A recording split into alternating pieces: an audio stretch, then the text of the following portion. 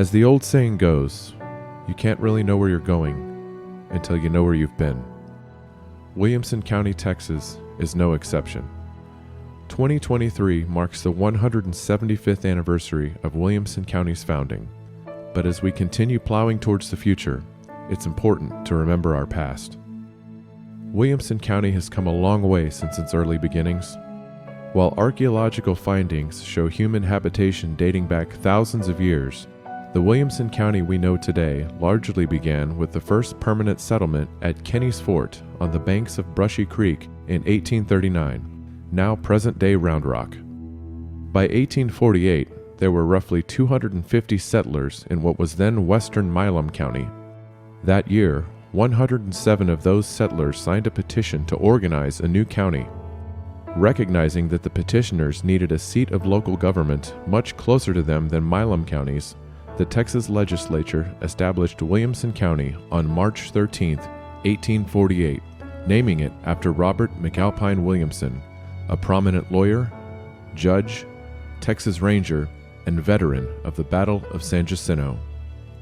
Williamson County was officially born. For much of the 19th century and early 20th century, Williamson County was primarily an agrarian community. The rich blackland soils in the eastern half of the county proved ideal for growing wheat, corn, and most notably, cotton. Williamson County became one of the top producers of cotton in Texas during this era. The expansion of the International Great Northern Railroad, which was built across the eastern part of the county in 1876, followed by the Missouri-Kansas-Texas Railroad in the 1880s, led to the founding of both Taylor and Hutto, towns that would become the center of cotton production in the county.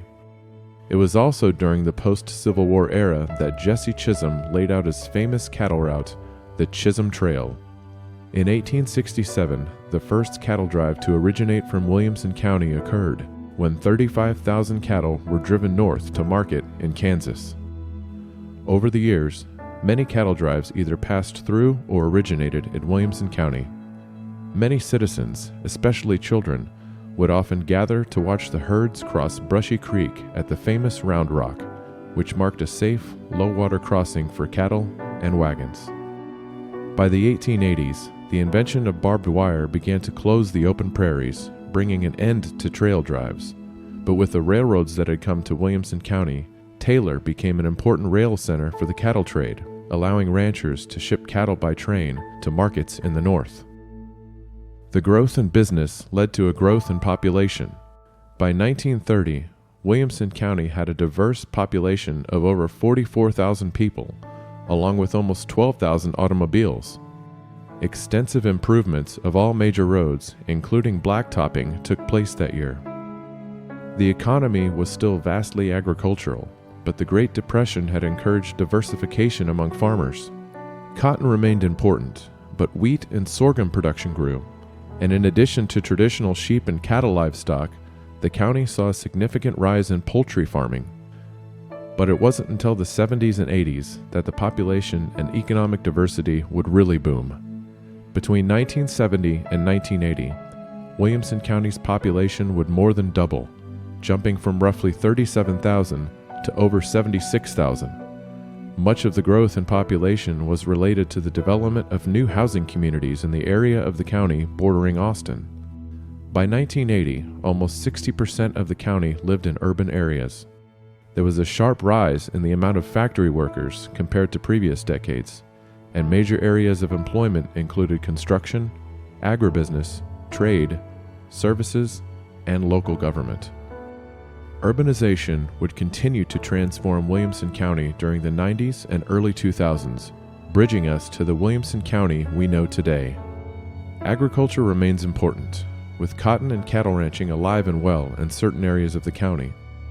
But much of the recent growth can be attributed to tech-based businesses, healthcare, retail, and manufacturing. Companies like Dell Technologies, Apple, Ascension, Samsung, and many more now have roots in Williamson County. Today, nearly 700,000 people call Williamson County home, and it should come as no surprise why people keep moving in. Williamson County has so much to offer, from safe communities to great schools, to economic opportunity, to abundant health care, to great public services, to beautiful parks and nature, and so much more. Over the past 175 years, Williamson County has managed to evolve from a sparsely populated farming and ranching settlement into a bustling center of modern business, all while being able to maintain the charm and feel of a small town community.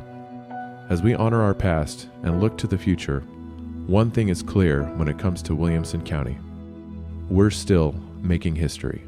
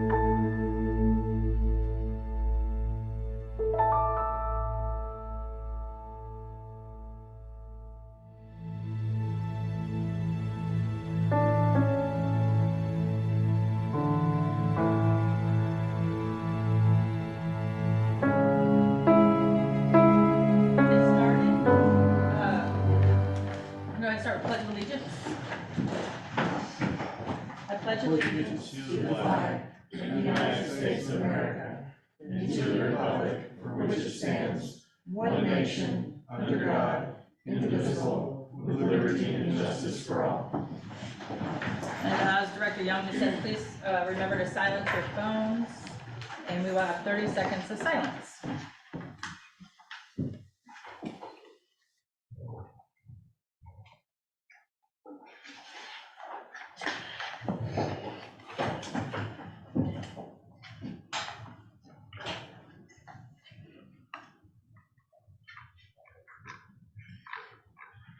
Okay, thank you. We are going to start off with citizens communication.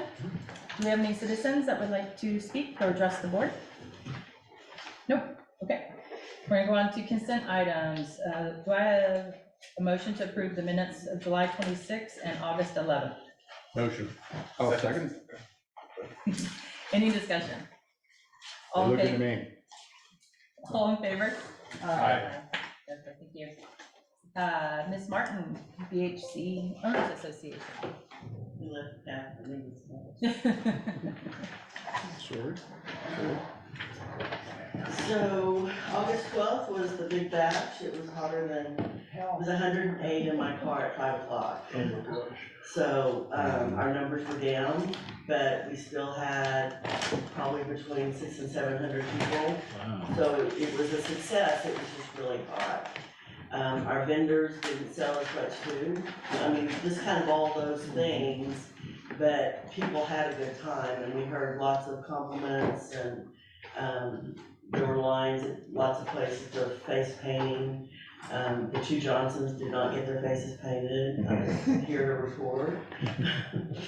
So anyway, that was August 12th. We're just talking about some different things for next year, as later in the year or later in the month, or just, you know, maybe, especially if we're still under drought conditions, what's something that we could do. Due to the heat and the burn ban and kind of everything else going on, we've rescheduled the camp out. It was scheduled for September.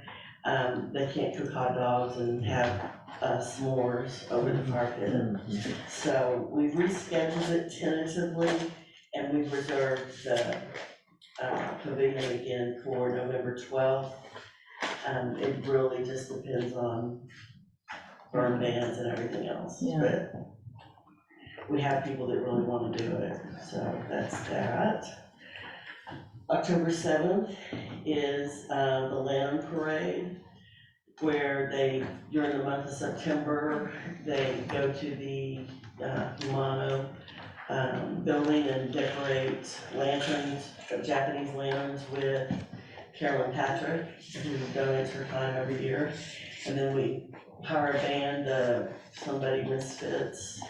They're a famous band. They're great. They really are a famous band, Yeah. and we march down, part of Blockhouse Creek, and anyway, it's a good time, but that's October 7th. And probably that depends on the heat too, we can't have people out at 108 degrees. The pumpkin patch is tentatively scheduled for the 13th of October. A lot of that depends on delivery, they're coming from Florida. So, if he can get them to us here, in a timely manner, or depending on when he gets them here, is when we'll open up at the pumpkin patch. And if anybody has any experience in ordering pumpkins, I'm open for, last year I ordered 4 big bins of 4-inch pumpkins. Yeah, we didn't need them. I'll help you, Sandy. So, I think that's all I have. Does anybody have anything for me? Thank you. Thank you. Okay, does anybody need to switch anything around on the agenda? Let's go move up operations, you can put them out of the way if you want to. Okay. So landscaping, you can do them. Oh, we're gonna actually, review them, so if we're gonna move up operations, you can. Operate, we're not reviewing landscaping, but Oh, that's right. it's just, okay. Well, then let's just go ahead and go through it.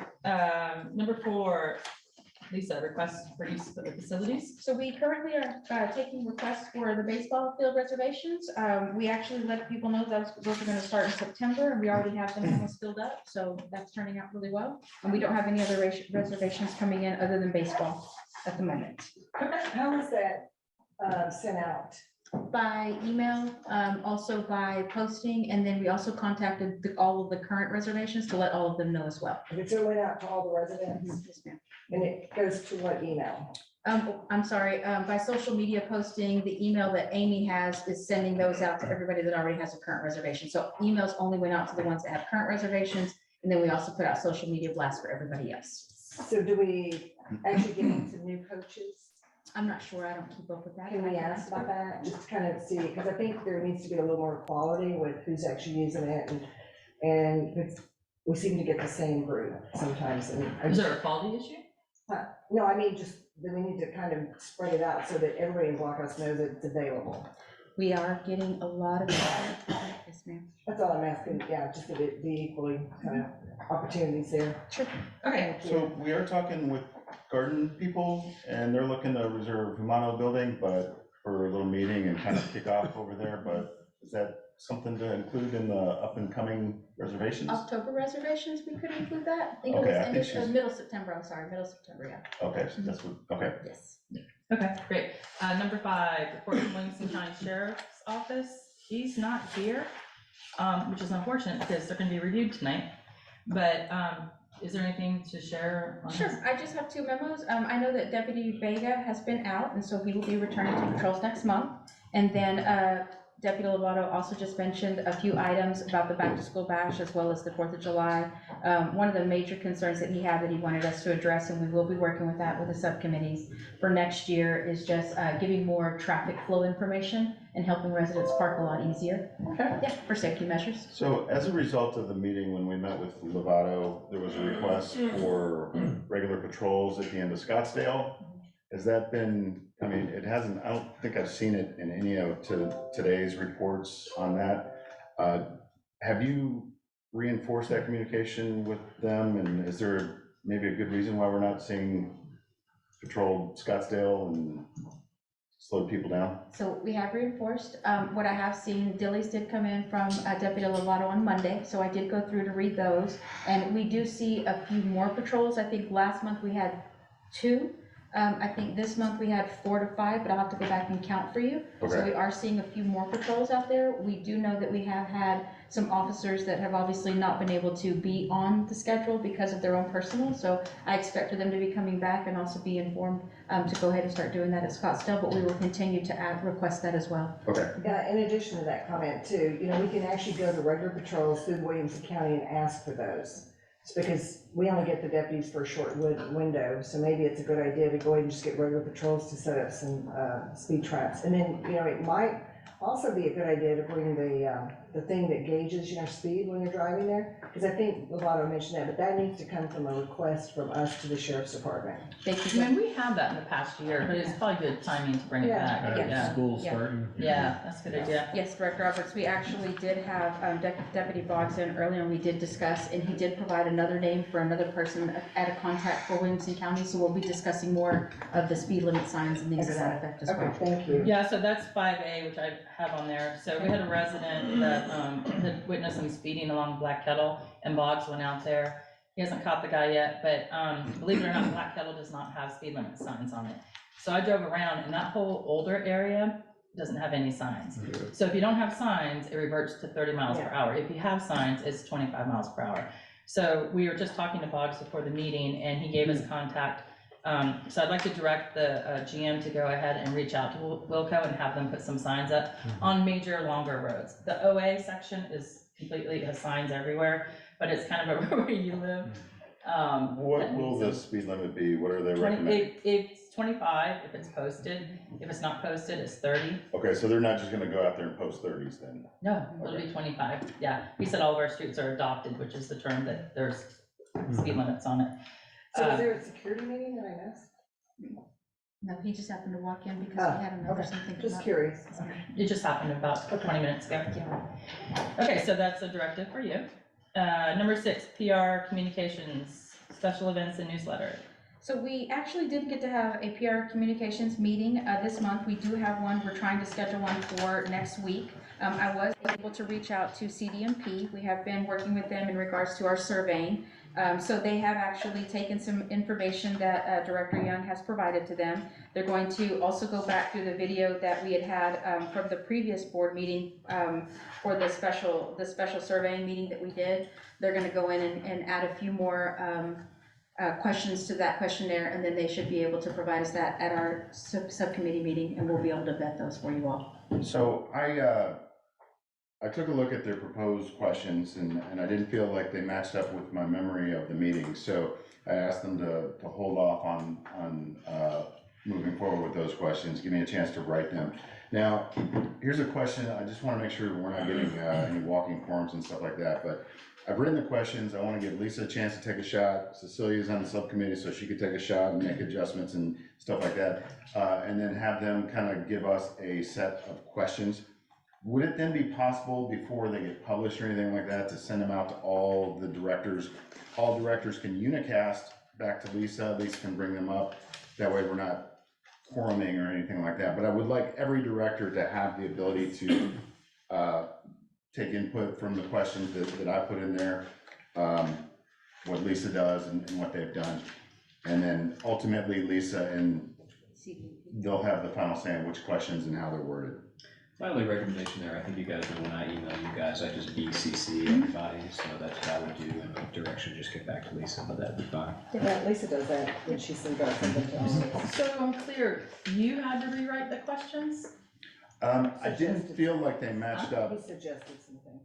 I didn't feel like they matched up with what we wanted. I didn't feel like some of their questions were necessarily actionable, and I'm looking for more actionable information. And I think you'll see a version of that. Cecilia's seen it, but I just took residents, directors, what they wanted to see, the questions. I made the notes and I tried to include all of those that we could. I know that Lisa wants to get some more bond questions in there. I don't think we're gonna be able to do 2 surveys in the time, so I'm asking her to maybe break out the bond one, how that money's spent.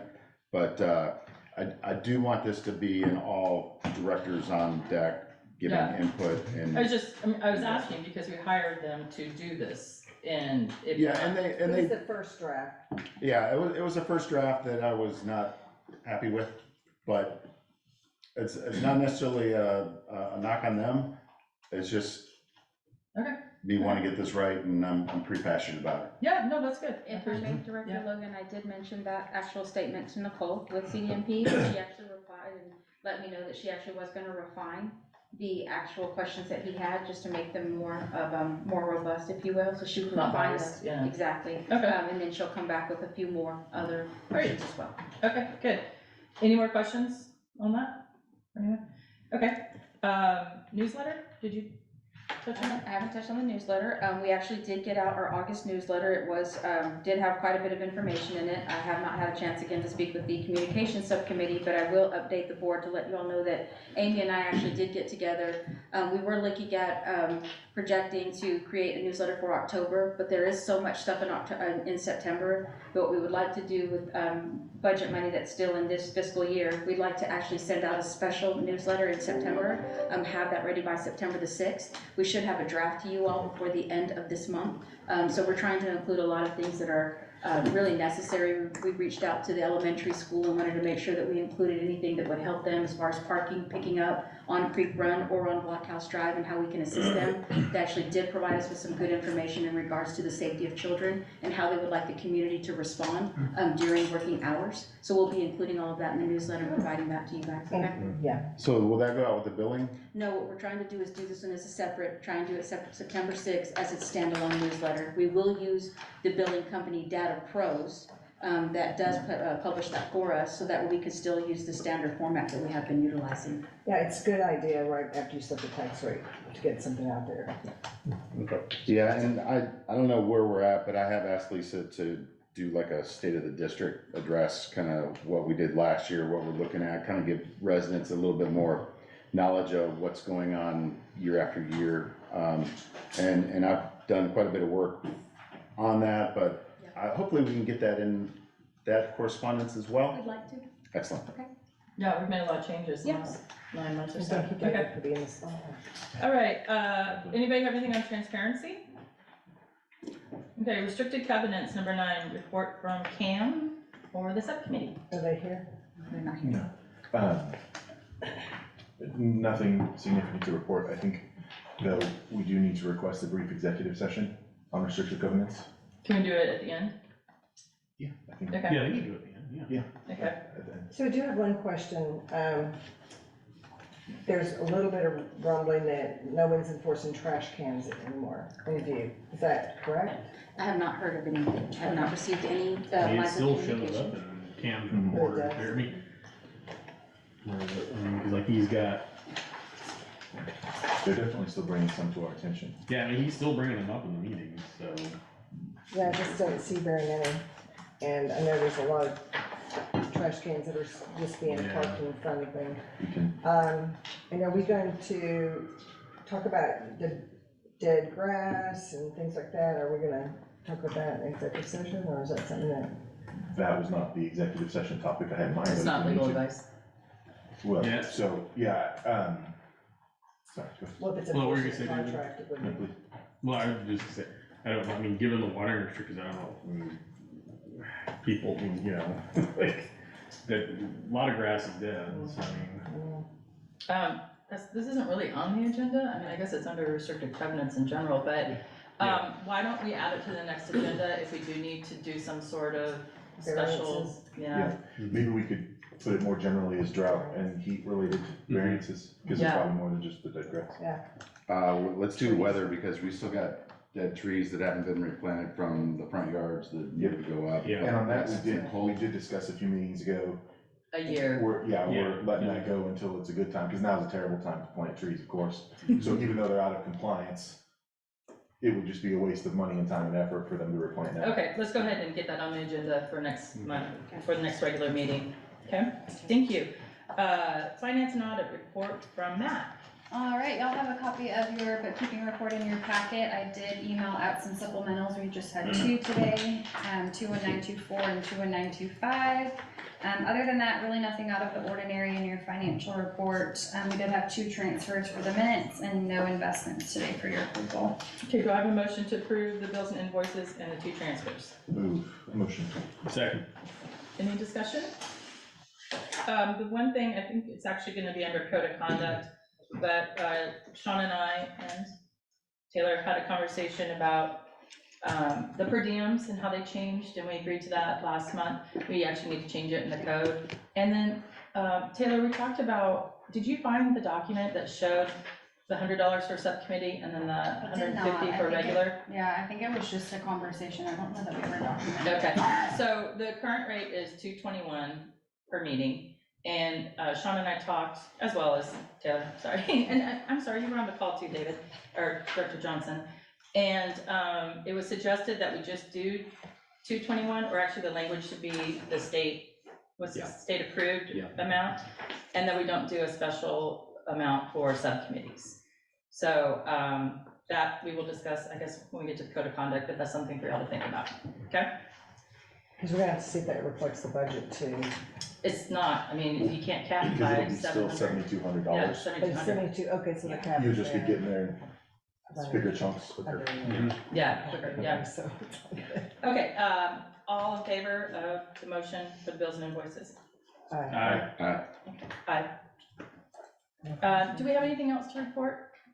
I don't think so. I mean, there's plenty of financial stuff to talk about, but that's next week. Yeah. So, Okay, amenities, a report from Premier Rec. Hey, Mark. The summer's been going well. It's been very hot, as we all know, the 45 days of 100 degrees plus is taking a toll on everybody, but we have been able to keep the pools open on schedule. In the report, we did have a couple minor incidents that one we had the police involved, and then another one was a drinking issue again. But every time we've had an incident, I let Lisa know about that right away. May I ask you a question on that real Absolutely. quick? So apparently it wasn't being enforced, and I'm getting word that there's a lot of people in the pool with their Yeti cups. So it's obvious if you're drinking water, you wouldn't bring your Yeti cup in the pool, right? That's not true, I Well, think no, that one. Yeti cups, we normally don't, we're not going through and checking cups or anything like that. It's whenever it's a can that's displayed Yeah. or somebody's obviously intoxicated. So, Uh, okay, so what's the protocol for that? I mean, how do your guards handle that? We normally go up to them and ask them or let them know, hey, unfortunately, alcohol's not allowed on the premise, can you please remove it? And as long as they comply, everything's great, no further action required. It's just when they start getting, vocal with the guards or something like that, that we will make the call to the sheriff. So far you've had 2 incidents. Correct. Okay. Thank you. No problem. And then we have the incident where a teen had tried to run away from their mom. It was actually the day of the festival out here, and jumped the fence, and then they started getting into it. So we called the sheriff for them. The mom was already on the phone with the sheriff, but we assisted with that call. Other than that, the chemicals have been really well. It's been a great partnership with Progressive Aquatics as well. I work with them quite a bit. The only issues we've had, the pumps here, the main filter pump has tripped the breaker twice before this report, and then since I made the report, they tripped 2 more times. So while we're not here daily, I am stopping by at least every other day just to make sure that it's circulating and not having the pump stopped and no chemicals leaking. And that's at Tomlinson or Apache? That's at Tomlinson. Apache's also had it twice, and both times have been a fault 6 on the variable speed drive. I don't know, I've reported both of those to Progressive as well, so they're kind of looking into that, but it's, the one here seems to be heat related. It's late in the afternoon that it tends to trip the breakers. But I thought there was some type of a cooling unit in there for this reason. No. Did somebody remove it?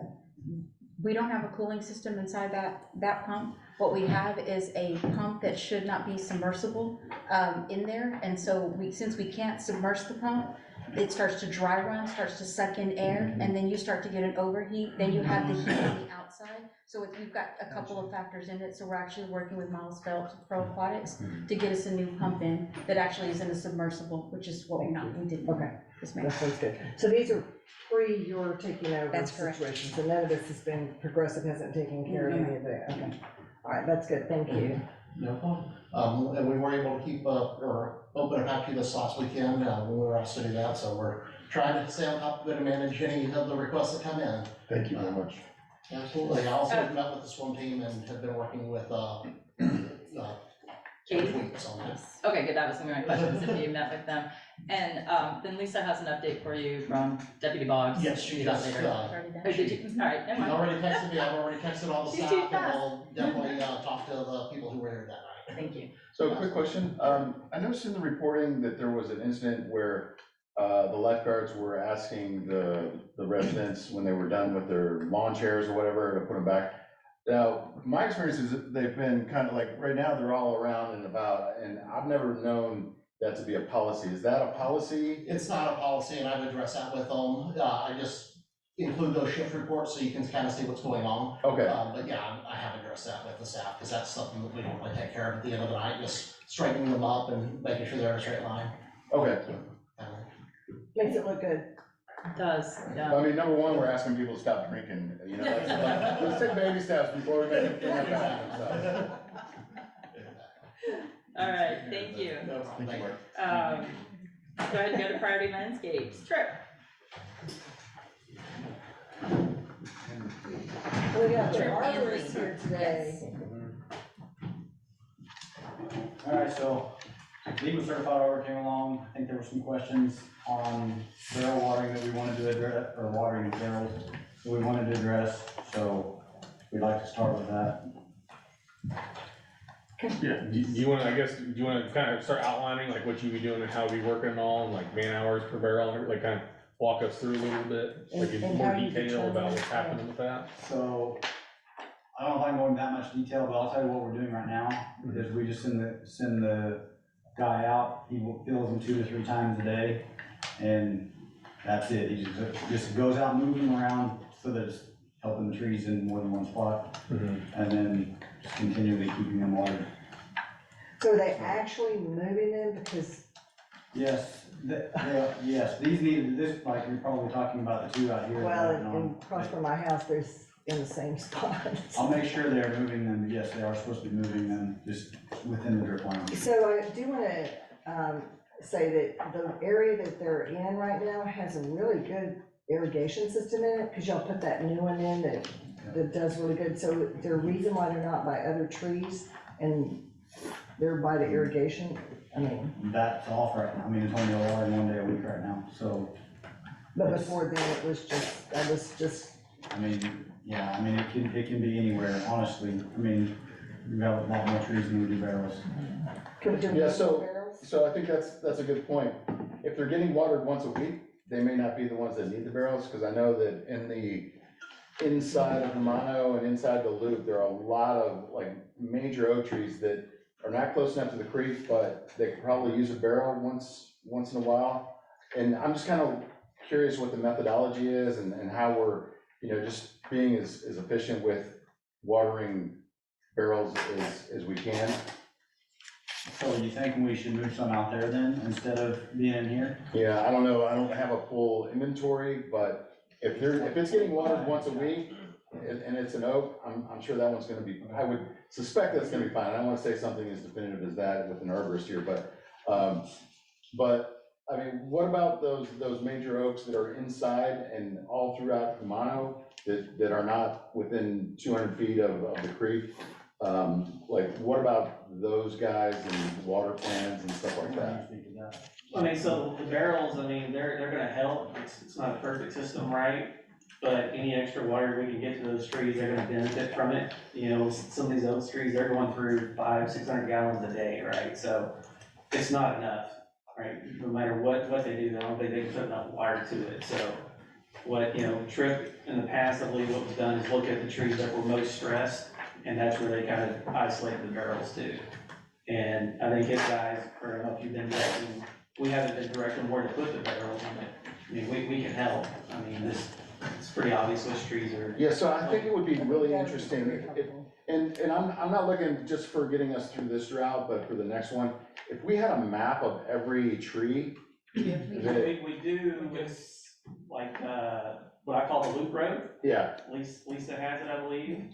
All the parks we don't, besides, keep in mind, we don't have like a disc golf area, but I believe y'all have a proposal to update that area as well as, we don't have any coverage along the creeks. We don't know what hazards are behind the creeks.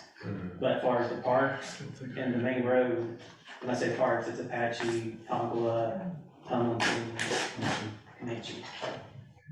okay, yeah, so I think in the green space, both inside and outside the loop, we've got a lot of massive oaks that, at the very least, you know, we can get 1 barrel out there per drought or something like that and go from there. So I'm really curious if perhaps over the next month, we can get kind of a map of the trees that are getting regularly watered. And then when we could walk out there and like, hey, well, what about this one? It's, you know, this oak still has a lot of life in it, and maybe we could, you know, kind of coordinate and get that stuff done as opposed to watering the same one week after week. And he has access to the inventory and he can Identify. which one's being watered. Is that a fair request?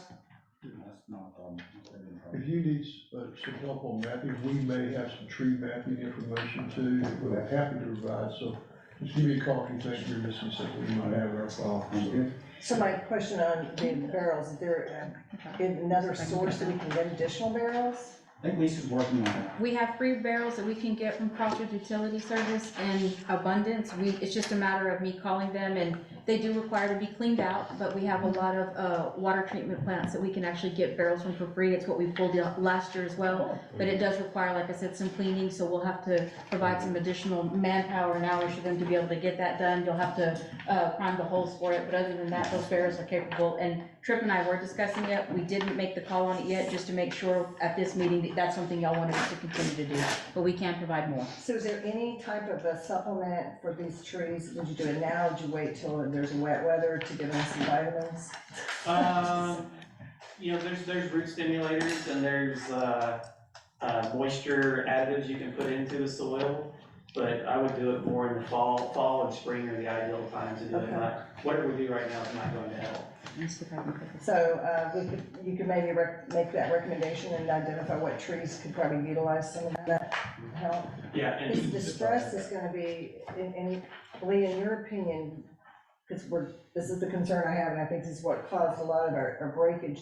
So now we have stress in these trees, they're gonna dry out in the center, am I correct? And then when the freeze comes, they're gonna snap. I mean, what can we do to kind of, we can't fix it all, I understand that. yeah, you're not gonna mitigate all risk, but just staying on top of the pruning, some reductions. I mean, you know, there's some elms over there that, I think I sent it to you, proposal to do some reductions.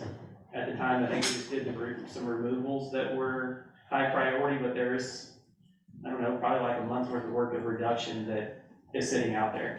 And the trees? Okay, and that's in major parks or the right of way? Basically the areas, there you go, she pulled up the map, so that right there, those areas. It's not every tree. I think I sent the map that showed which trees that needed to be reduced.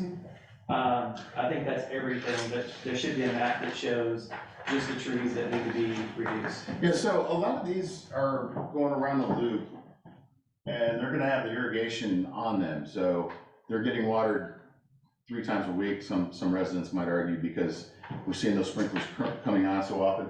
Now, we've got a lot of trees all through here that I'm interested in, and I noticed today in Mono doing the disc golf course, it was basket 7, there were 2 barrels on like one cluster, I guess it would be a knoll of oaks.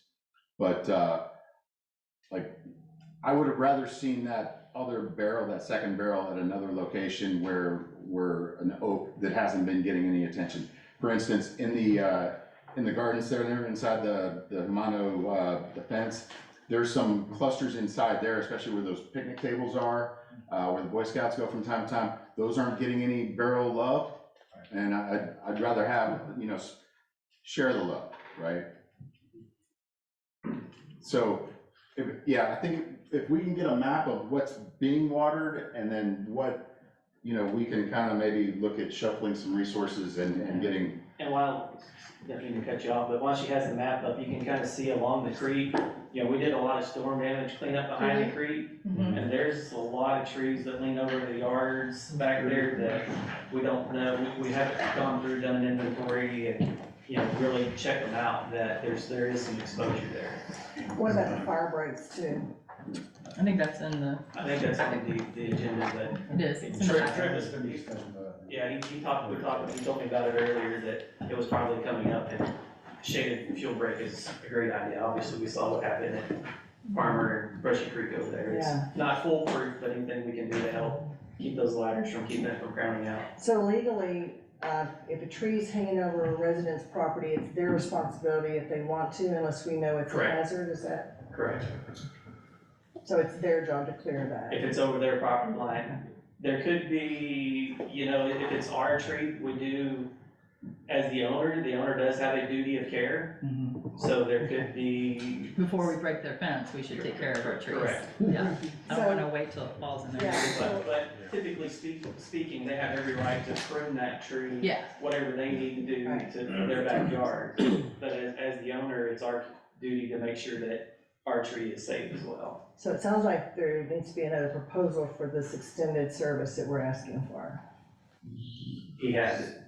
I've got the proposals for the reductions and the inventory for Jumano, I believe, which is Jumano. And no, everything. Okay, so I've got that, that was in a meeting 3 or 4 months ago. Yeah, it's been a while. But Do we have any water barrels around the loop? I haven't noticed any. Okay, because I'd like to have the irrigation cover that kind of stuff, but, okay. Okay, any more on the barrels? It sounds like, Lisa, you're gonna go ahead and get some more and then work with you all. I guess one good question on, Sure. are y'all, I guess as part of y'all's tracking the ones that are getting barrels, are y'all also kind of keeping a track of your most high priority concern trees, like the ones you have the most, like this tree seems most Like- stressed or prior damage? So or- if. Just so we can have an idea of like where the ones Yeah, I that don't like know might if have to be. It's on her end, but at the top left, there's a You've little got red four. button right there, it's a little red notice. On my end, yep, right This one? there. Okay, so you can flag, okay, that's what I Yeah, just wanted to ask. notifications, so there's trees that I've marked we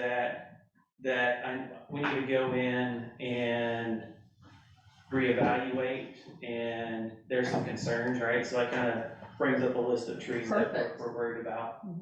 Yeah, so we see it on my own streets, you know, around the neighborhood, there's houses, trees, you know, the last 2 big freezes in this drought and the hot summer before, just, you can tell they're struggling, you know, Very so- tough time to be a tree right now. Yeah. Can we get a Thank link you. to that? Yeah, we should all have access to that, I believe. Yes, Right? I can set up, I think I set one up for the GM, it's, I believe hers is a view only. And we can publish this to send out to the residents where it's a view only, maybe they're walking down the street, they see the tree number and they go, hey, what tree is that? They can look it up. We The can put that on the software has website. the feature to do I think a that. view only would be perfect. View only. Yeah, definitely, we don't want to edit it, yeah. Thank you, thank you all for the information, this is all. Okay, thank you, that was helpful. So we have proposal 2831 and $18,000. So when we're talking about ordering more barrels and doing more watering, we do need to keep in mind there is a cost to filling them up and watering them. So this is $18,000 to fill the barrels. You have a motion I to heard a approve? motion, do I have a second? Second. Any discussion? Yeah, I do want to ask, is this up to, doesn't necessarily mean you'll spend the whole 18,000. Time materials, basically. So it, Yeah. it could be, Right, I just do it by month. that's what I thought you said last time. And it says on the proposal that the days will be determined by the GM. Yeah, that's what I want to make sure. Yeah, okay, all in favor? Aye. Oh, more sorry, discussion? sorry. I'm just kind of curious, we've got the irrigation systems going around and we're putting barrels.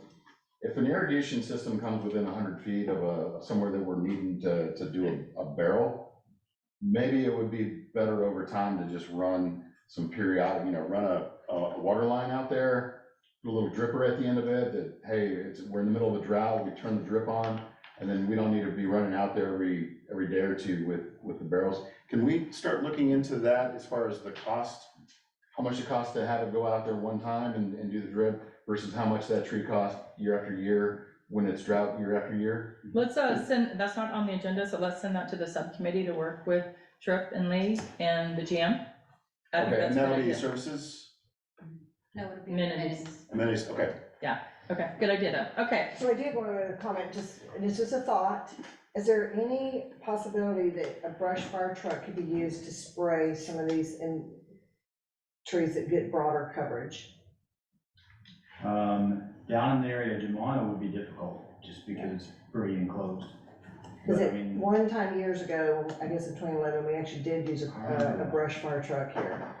So I was wondering. We can, good suggestion, Cecilia, or Director Roberts, let's leave that with the GM and Tripp and Lee and the subcommittee, we can look into that and see if it would be cost Make it effective. a lot easier on you.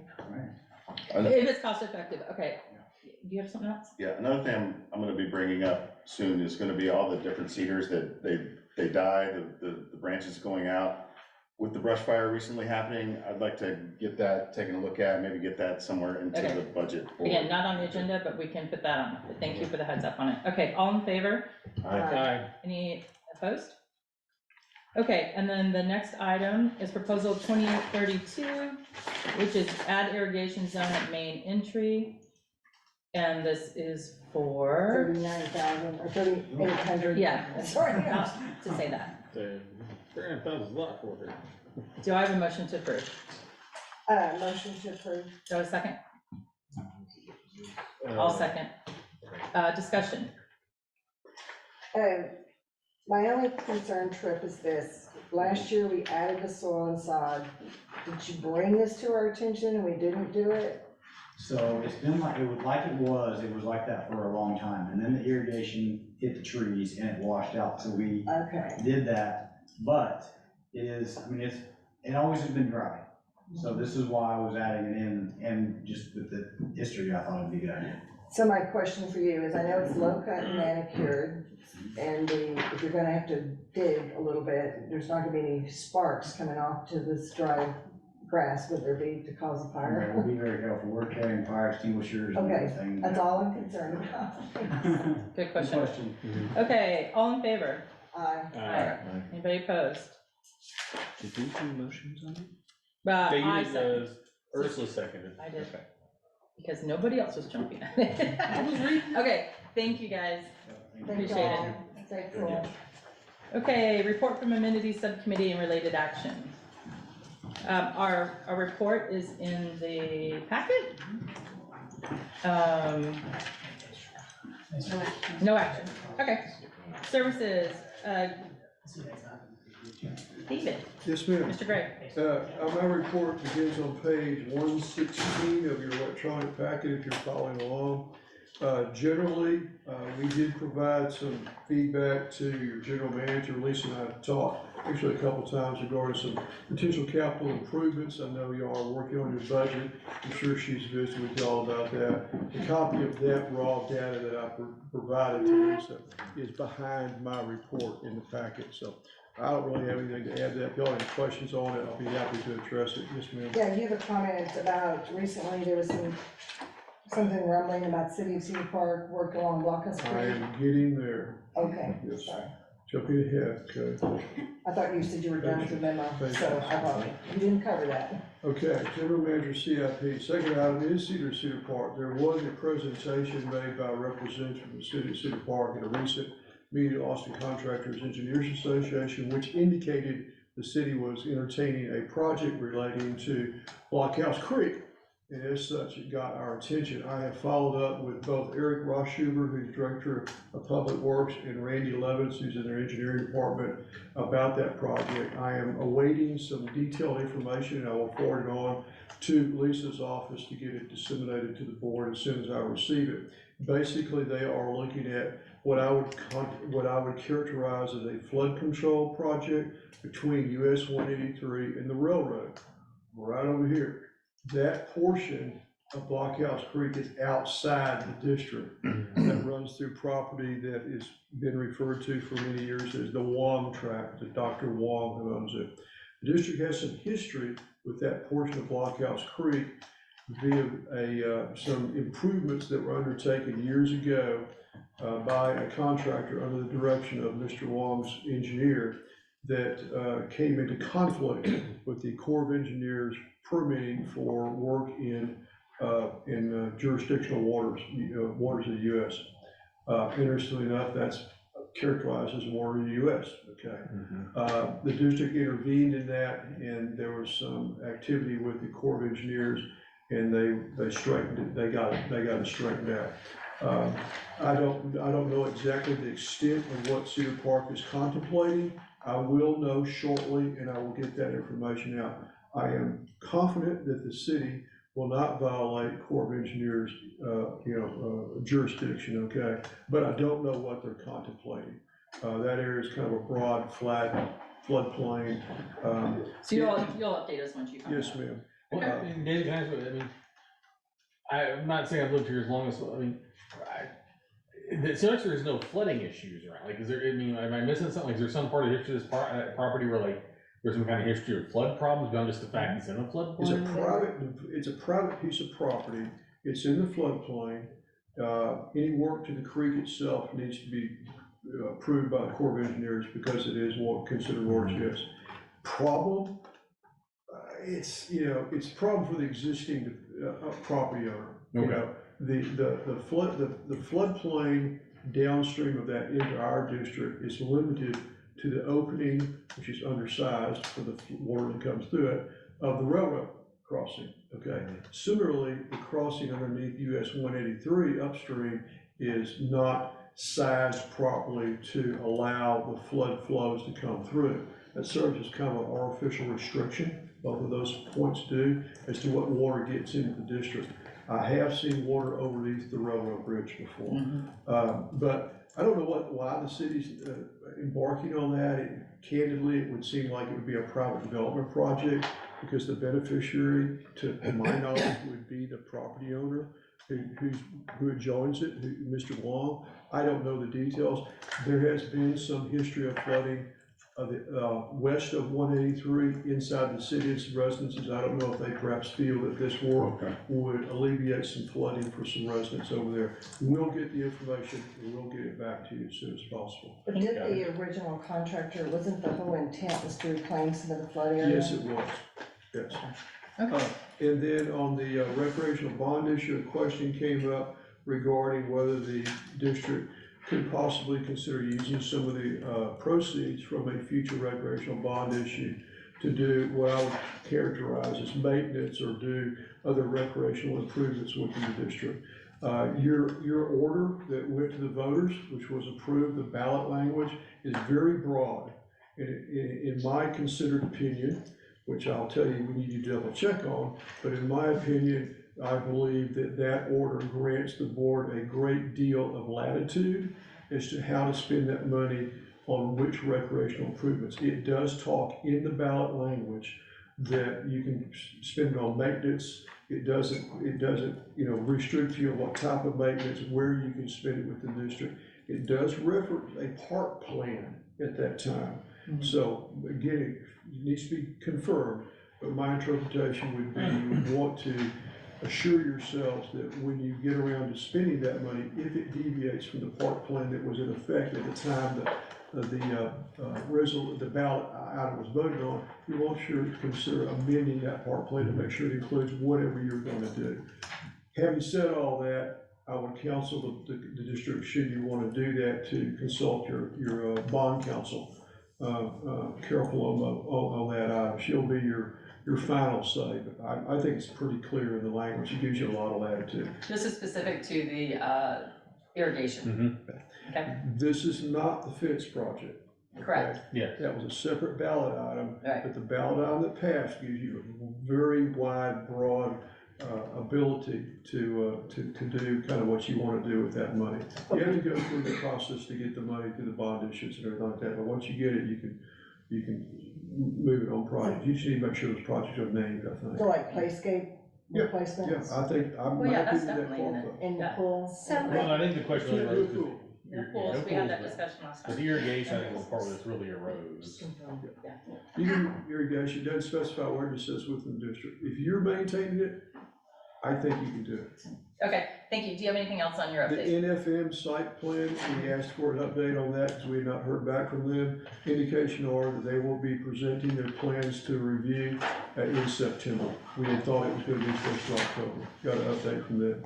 Yeah, so I saw your email and it says something about the geometric part of the roadway or something? Yeah, on New Hope Road.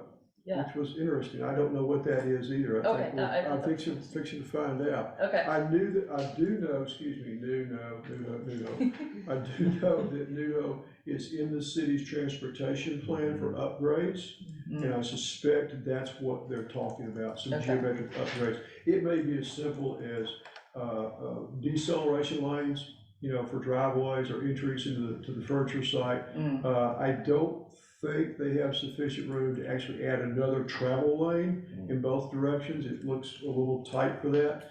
So I think it's just minor geometric But improvements. Didn't you say that or didn't Carl say Carl. that they actually had to move the Nebraska Furniture Mart a little bit in their plan? I think what they're trying to do is, what they're finding is, I think the city is going to encourage the developer to line up his entrances into his property with the median breaks that exist. Oh, okay, Yeah. okay. I just want to make sure it doesn't encroach on our buffer area. No, Okay. I am confident that whatever they're dealing with right now does not. And I candidly think that they are perhaps a little ambitious on their original plan preparation schedule. I know that they are working with legal counsel for a right of entry agreement to just check the drainage improvements they want to tie into, which would be normal. I think that's on your agenda. So they may be waiting for that to get taken care of too. Okay, There's a thank you. lot of markers up and down New Hope. They're working on it. Anything else? No, ma'am. All right, thank you. Okay. You are- I just had one clarifying thing from bond counsel, because I was going back and Yeah. forth with her. She just said as long as all projects are capitalizable assets and not just day-to-day operating costs, and they're not related to pool or Golf courses. or golf courses, or things like that, they would probably be covered. It would just be making sure that. Okay, so what I heard is we just need to look at our park plan and make sure if we need to make any amendments to Sure. that we do it before Sure, we. you all move been forward. talking about that anyway. Yeah, so that's yeah, kinda okay, not all right, new. thank you guys, let's move on. Thank y'all. Crossroads, are you gonna give the presentation? Oh, Ben, okay, Oh, yeah. Hi, Ben. How you guys doing? good. I think you guys met me about a year ago. I filled in for Lisa in here, and I've been with Crossroads for about 4 years. So I'm excited to be here tonight. Thanks for having me. Welcome. So speaking in operations terms, the district is looking really good. If you see our water loss, last month we were at 17%, and this month we're at 10%. So the water loss is really good for the district. We're very pleased to see that number trending downward. There's a guy named James Sheely who's been doing a leak detection survey in the neighborhood. It took him a long time to get it done, but he just finished like the physical part of the survey, and now he's working on his report. I should have that report by next meeting, digest it, have some action items, but we look forward to getting that final report just to see what he found. The lead and copper project that we're doing, we're almost done. We have about 13 out of 20 samples collected. Those samples are due at the end of September. Have you got all the volunteers that you'd requested? Yes, I've got all the volunteers. Now it's just, emailing back and forth, coordinating, picking up, dropping off, just kind of getting in touch with people. But we got 20 people, so that's really good. I know Tripp left, but his irrigation guys fixed that leak that happened on Saturday in Tomlinson Park, and that leak was fixed on Monday, so we are good to go. And I was gonna tell him thanks, but he already left. His guys did a good job. We have no write-offs for this month. It's nice to see. And then a little bit further in our packet, we have a memo for an increase. This doesn't have any actionable item tonight. This is, we're just presenting it. We'll take action on this next meeting. This is just because our contract expires on September 30th of this year, and we're proposing some changes to the contract within the new 2-year term. The price increase is directly due to business and inflation costs over the last 2 years. From October 21 to August 2023, the CPI increased 11%. So that will just be, take action on that next month. So what is the base fee currently? Base fee currently is 26,000 and a little bit extra change. I don't have the exact number in front of me, but the new base fee will be 29.5. Yeah, that's not too bad. So, and then my next memo is our QA/QC process for the rate changes. So, for the wastewater rate changes. So I have it posted on here. We had some backfilling issues from November of 2022. It's pretty self-explanatory. I can read it point by point. I'm just going to read number one. It says the district identifies changes to the rate order by email for internal stakeholders and departments. This email must include a final signed rate order. With this email, other necessary internal stakeholders are notified if any processes are to be changed, such as late fees, customer service related practices, delinquent process changes, builder services, etc.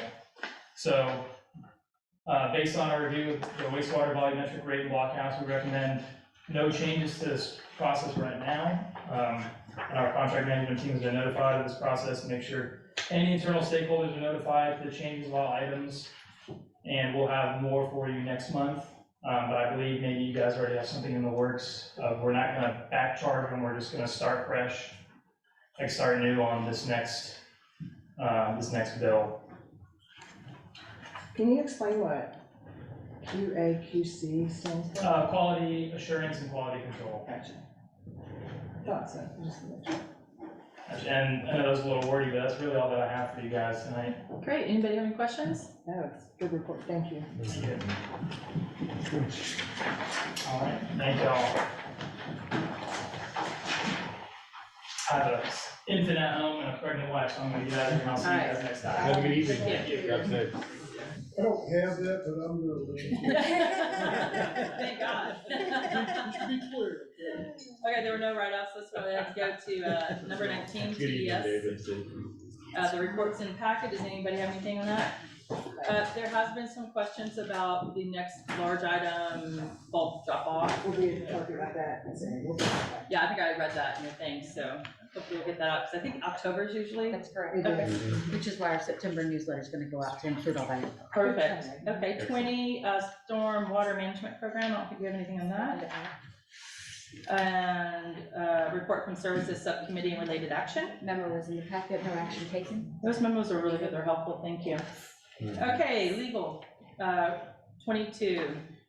I had one director last time that was dealing with the cluster mailbox issue, and surprised to say there's a new cluster mailbox, you know, I did some things, and the very next day we had some new mailboxes. So I think that's, Congressman's office was helpful, but he didn't have to do anything, but So he in all was seriousness, willing. I sent an email to the US Postal Service, and I included there is a Attorney General letter, opinion letter that says that MUDs don't have the authority to undertake the replacement. You of are the cluster rock mailboxes. star tonight. Yeah, so I sent it over, we got a strange response Very that I strange. was not sure if it was automated or not, but I had talked to one of the constituent services people in Representative Carter's office, and so he said, yeah, we can help, and that really. Didn't he?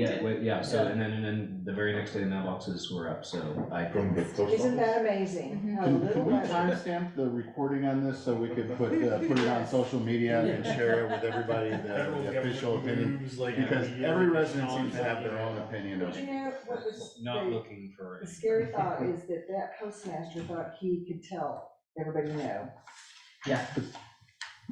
The response I got, it Did seemed- not say no. It started promising, and then we realized, like, I don't know if anything's gonna happen, and then the next day they had been replaced, so I don't.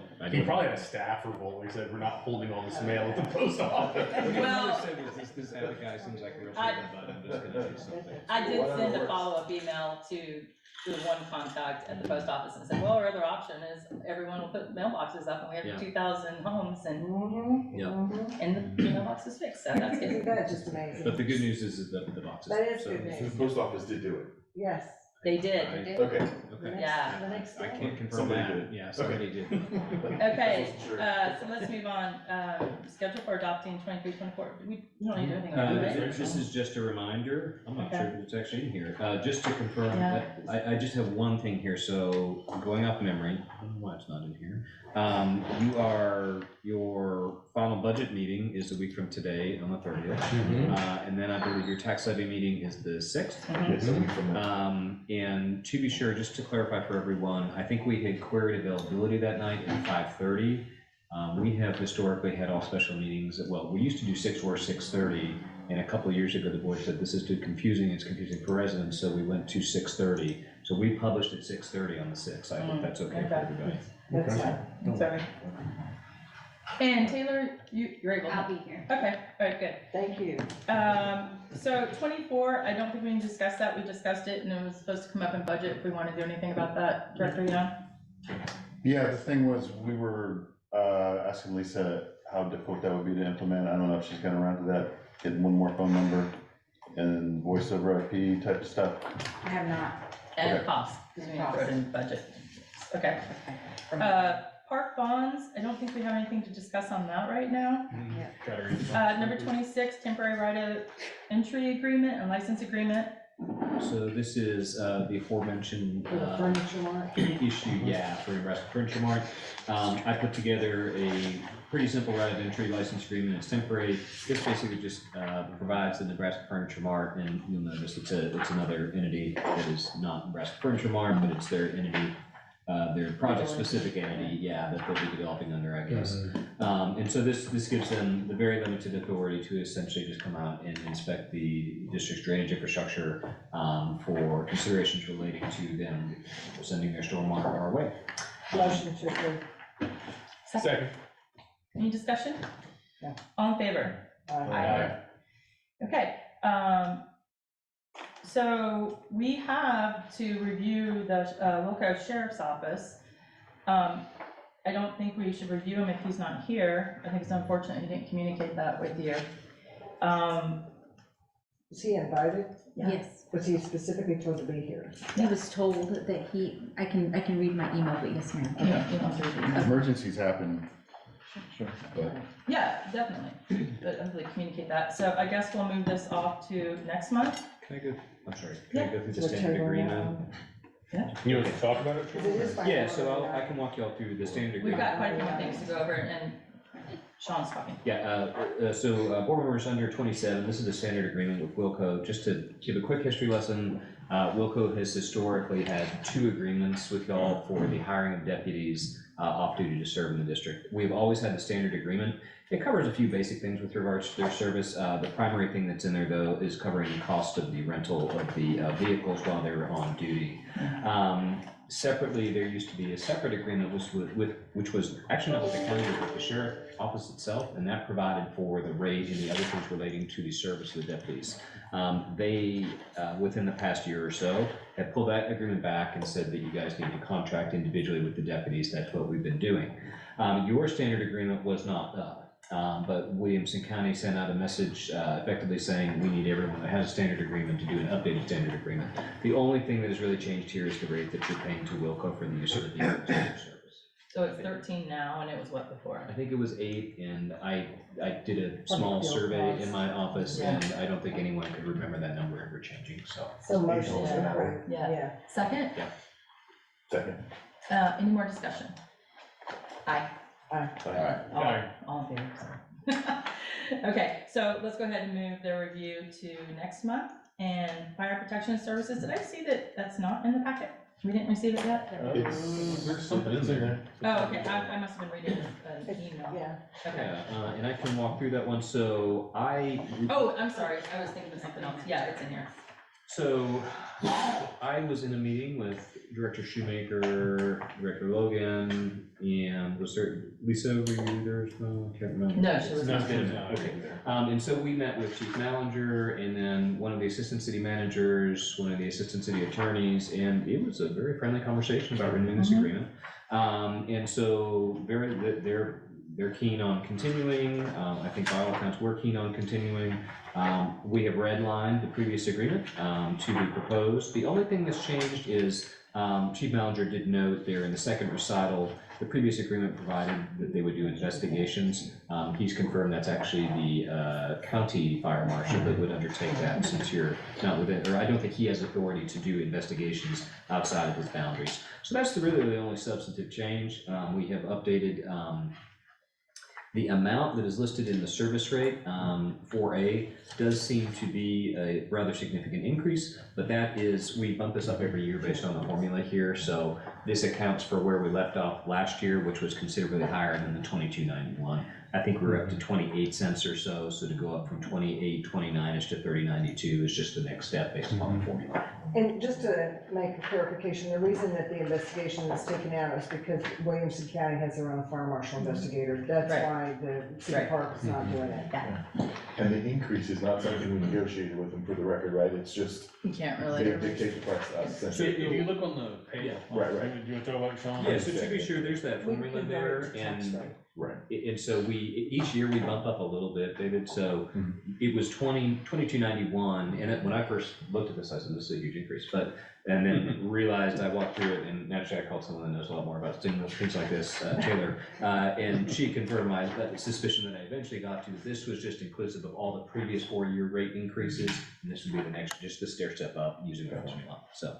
I'm sure a lot of it has to do with fuel costs and just expenses, because there's more demand on equipment. Yeah, and it was good to get a little bit of clarity from the city that day. They have one of their finance guys in there, and they, Yeah. you know, and we actually, they look at the 85 here is actually a discount to what their services are, because there are some things that you guys don't get from a fire service perspective, Yeah. including the inspections. They do a really good job, and then I also understand that it may not be Cedar Park that responds, because now all of Williamston could be a Leander, or it could be. Most of Williamson, I think they're still waiting on a couple, Yeah. but they, if you watch the fire, what did they call it? The Brushy Creek Fire? Is that what they were Yeah, calling that it? was interesting. But they went into that on some of their news things, that who all responded and how they could, so. It was really. And didn't they say that because Cedar Park was there, then, was it Lakeway or somebody, who was it that came in, or Austin, and was working our stations?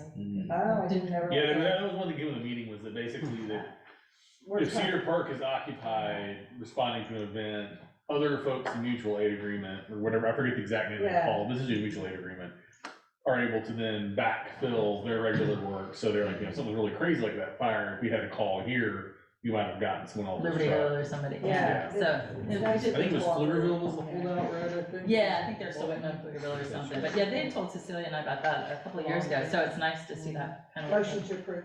Well, I just want to put last discussion for if you haven't looked on the board or around for watching, calculating the fire protector, like to Sean's point, they did a good job providing us a write-up, because like, the formula doesn't make sense spatially, right? It's like, take a number, divide it, you know, multiply 0.85, divide by 3, you know, all this math, but they actually walked through it. So I think that was very helpful to sit down with them to explain, because on the face of it, you're like, why do you divide it by, multiply 0.85% and then multiply by 3? Like, this doesn't make sense, right? So it basically boils down to they're giving us a discount for having less services, right? They'll do the full copy, but then they assume every household's got 3 people in it. And they kind of look at it per person, per capita, so. Yeah, good, okay, so I had a motion from Director Roberts, a second? Second. All in favor? Aye. Any opposed? No, okay. Code of ethics, we're gonna come back to that in a minute when we talk about one of the policies. So let's go ahead and go into policy procedure regarding interaction with directors and district contractors. I put this on, and I'm gonna apologize. It should have been in the packet. I sent it to Denise. Sean sent it out to everyone today. Hopefully you'll got a chance to look at it. This is a first draft. I think what we need to do is talk about it for a little bit, and then you guys redline it, and then bring it back, and we'll vote on it in September. If that works. Director Johnson helped me with this. I went and looked at Wells Branch. They actually had one, and I just kind of made it fit for purpose for Blockhouse. Has anybody had a chance to read it? Yeah. I have not. I mean, I saw that Sean sent it today. Yeah. So basically, I've brought this up many times over the past couple of years, and you guys have heard me talk about really trying to limit our interaction with consultants and letting the GM do that. And so this puts together a vision and a mission statement, and it explains what board members should and should not do as far as communicating with contractors. And it's basically moving everything through the GM. So, and the reason being is it's more efficient, cost effective. It takes away the confusion and changing priorities, fosters confidence and trust among directors and contractors and the board, and promotes integrity within the board. So I feel really strongly about this. One of the things that Sean and I talked about today, this is written as a standalone policy, and Sean suggested maybe we incorporate this into the code. So I want you all to kind of think about that. What's the best place to put this? I think it's a little lengthy for the code. And there's, at the end of it, it says any board member who violates the provision of this policy will be subject to reprimand under the district's code of ethics. Any contractor who violates this policy will be subject to discipline per, and I wasn't quite sure what to put there. One thing I have heard is if we do pass this, is that we definitely do want to share it with our contractors, because they need to be aware as well as the expectations.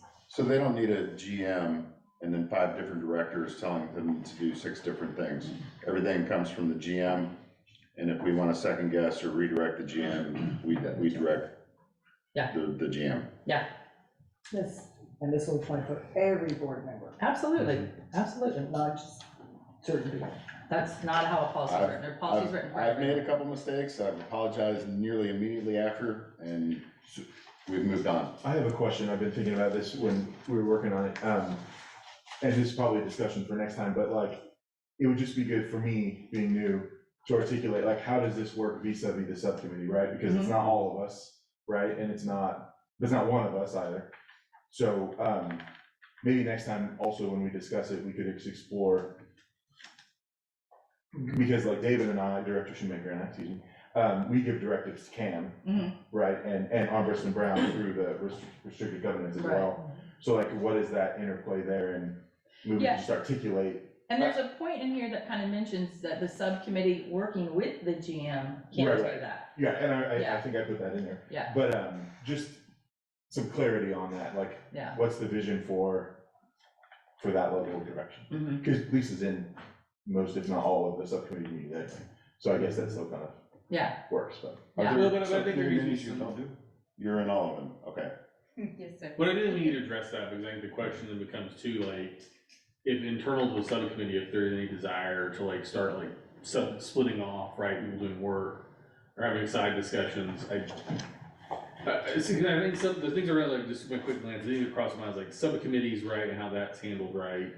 Because if there is something just that comes up where, if one of the members that's been working with one of the contractors on something, right?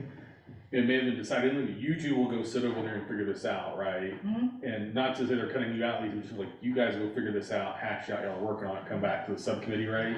That probably needs to be addressed. Now, the other thing that needs to probably be addressed is anybody who's contacting Sean individually for any kind of legal questions they have individually, right? Should probably be excluded from this.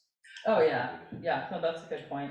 Yeah, So definitely. maybe defining when it becomes, like for Sean, using that, Yeah. a question versus a directive versus a policy. Yeah. My other question is like, I think, finally, I think the real question is like, if they're asking for legal advice, you know, like about something that's, Yeah. I don't know how to craft that, but that's probably the key thing to preserve. Sure. Yeah. For all of us individually and as a board. Exactly, that's what I was just about to say, because I represent you all individually as board members, but also collectively, so, yeah, it's important to make that point. Okay. And it does say that contractors should not be contacting directors individually. So again, that's why I want to share this with the contractors. And so since we The don't, final. so that would be another thing to, like, we can't control that, right? Like, they might just call me. So do I just alley-oop them to Lisa? And so it Or- says here, any individual board member who is contacted by Right, we'll a reach out. contractor will, should immediately refer the staff member to the general manager, Right. not engage in further discussions with the contractor regarding the matter in questions, and promptly notify the GM about the contact. Okay, so what if there's an emergency, like water is leaking and, We have a policy, we have a procedure for that, and we're gonna discuss that in a minute. okay, That, you call Crossroads Emergency Line and you leave it. That's all you do. okay. We also have the Crossroads emergency line listed on the Blockhouse Med Yeah. website as. Even though that was eventually resolved through TRIP, it would have been, But that's Crossroads reaching out to Trip. right, no, I gotcha. Now, let's say TRIP called me. And I know the answer to it or something like that, like, hey, we still gotta go through Crossroads, but I think this is where we're going with it. I mean, I just don't wanna be a dead end when I know an answer. Yeah. For something like that. Yeah, cut the water off and we'll resolve it when Lisa's back in working hours and we'll figure that kind of Trip stuff really out. should reach out to the GM first before reaching out to a director. But the GM has to answer the phone.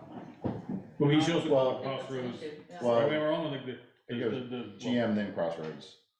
Well, the protocol that went on Saturday night was, I did contact Crossroads.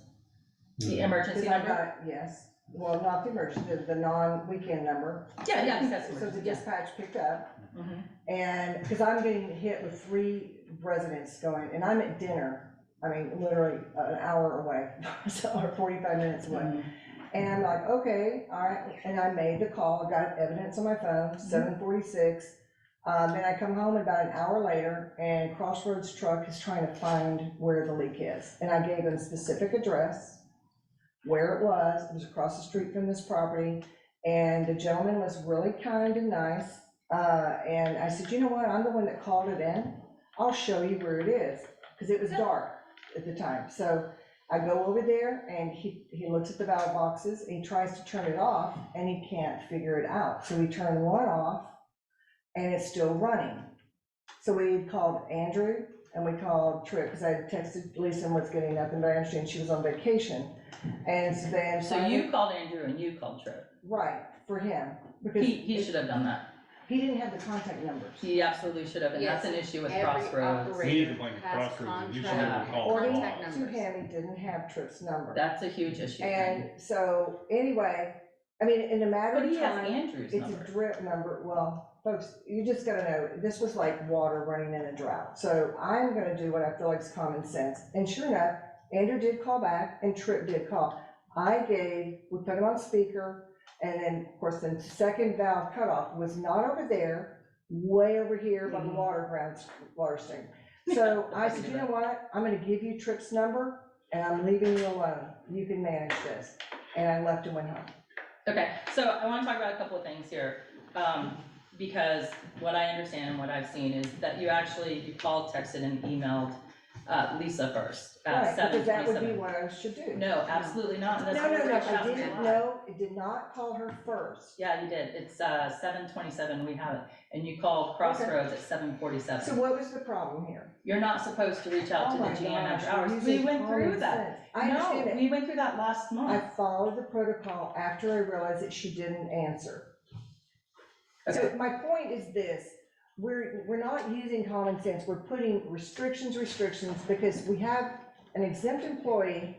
Why can't they at least respond to a text message? That's I'm on not the vacation. protocol, Cecilia. Crossroads has asked us to Operation follow, managers wait, take let me care of finish. I understand No, that. let me finish. Crossroads has come to us and said, here's our protocol for after hours. We went through this in detail last month, and we all agreed to do it. Then, a couple weeks later, you didn't do that. And it's really important that we follow our contractors' guidance. Then the second part of it is, and Cecilia, please don't roll your eyes, I mean, just let me No, I'm finish. not gonna roll my eyes, I want you to stop talking. Because I No, understand I'm not what gonna you're stop saying. talking, you're going No, to listen. Lisa, Ursula, this is the same thing we've No, done you're out- before. you're out of No, order. you're out of order. I'm gonna call you out of order because No. I'm done with the fight, pick on Cecilia. I'm not picking on I you. Okay, Sean. understand we were trying to save money. And I tried, every time you call Crossroads out, it's a service call. I'm just trying to do what my job is, and I will always, as an elected official, you cannot control me with these policies. Okay. You understand that? We're gonna take a 5-minute break. You wanna take a break here? Are we going into executive or just? Let's give it another minute, just. Yeah, what time do we reach? We're 5 minutes, we have do we? I don't know if we have a timer, but Hey, will I you think pop everybody's out and tell cool. them we're starting the meeting? everyone's calming down. No. Some of us are de-escalating. Okay, What happened the last time somebody was gabbled quiet and then they weren't staying I know, quiet? we're gonna find What that out. What happened? but, that is, as I mentioned, that is a draft. I've asked you all to go back, take a look at it, redline it as you would like, and then we'll have it on the September agenda and go through it then. I do want to make a comment. We are not employees and we're elected officials. Okay, thank you. Okay? And no, Director Logan, I think it's very important to understand that we are elected officials representing the people. We have a voice, we need to stand up and take care of it, okay? I will not live under a strict policy that we can do with entire hands. Okay, you can redline it as you like and bring it back in September. I understand that. Thank you. Okay, so let's go on to 31, which is another policy that we looked at. Can you copy that, Sean? Yeah, which is subcommittees. And I also took this from Wells Branch, and I want you all, again, I realize you haven't read it yet. I want you to redline it, bring it back in September. It just has some good protocols and procedures for subcommittees. And So take a look at that, we don't have to discuss that anymore, thank you. Okay. Do you want us to get our red lines on these to Sean? Is that the idea? Sean or Or Lisa, Lisa. yeah, whichever you like. Okay, so there's a couple more things, Trinity AV Solutions, subcommittee assignments. I'm gonna do subcommittee assignments real quick because we're talking about subcommittee policy here, and then we'll go ahead with Michael and do his review, and thank you for being here tonight. So in meeting in the amenities subcommittee, we seem to talk about the cameras and securities quite a bit because the cameras are really in all the parks and areas. So Cameras in Umano, catching the people throwing the dump out there and. the pools, you know, different places like that out here. So, and I also understand that the security subcommittee, you know, talks about some of the similar things. So Lisa was talking to the subcommittee and saying, hey, you know, there's times where it could be a walking quorum. And she said, maybe you guys would want to consider moving securities, which is under services or? It's under services. No, I think it's under Security's under PR. PR communications. PR communications. And moving it under amenities. So we're not worried about a walking quorum. And it might just be a little cleaner. So, I guess that would take a vote, right? Yeah, and it says there's community garden and disc golf, but that's really just parks. So I think it would just be parks, pools, and security, clean that up. Okay, so do I have a motion to move securities from PR and communication to amenities? I'll motion. Second. Okay, any more discussion? Lisa, what are your thoughts? I think Ursula reiterated what you've communicated, but do you wanna? I recommended it, like I said, we just have, with the vandalism and just other things with pools and all of that, it just helps to be able to just have that under one umbrella. We're able to discuss a lot more and be able to communicate that back to the Yeah, security that we need. vandalism tends to happen in the parks, It does, in the amenities. in the amenities. Yes. Well, and on bridge too, but that's fine. Well, and I'll be honest, when we first did that, I will say, just chime in, like, I always had kind of, because the thing is, like, the security is gonna be doing enforcement on people using the amenities, right? In terms of like, you know, the issue with the alcohol at the pool, or that lady who said she was, you know, being, running away.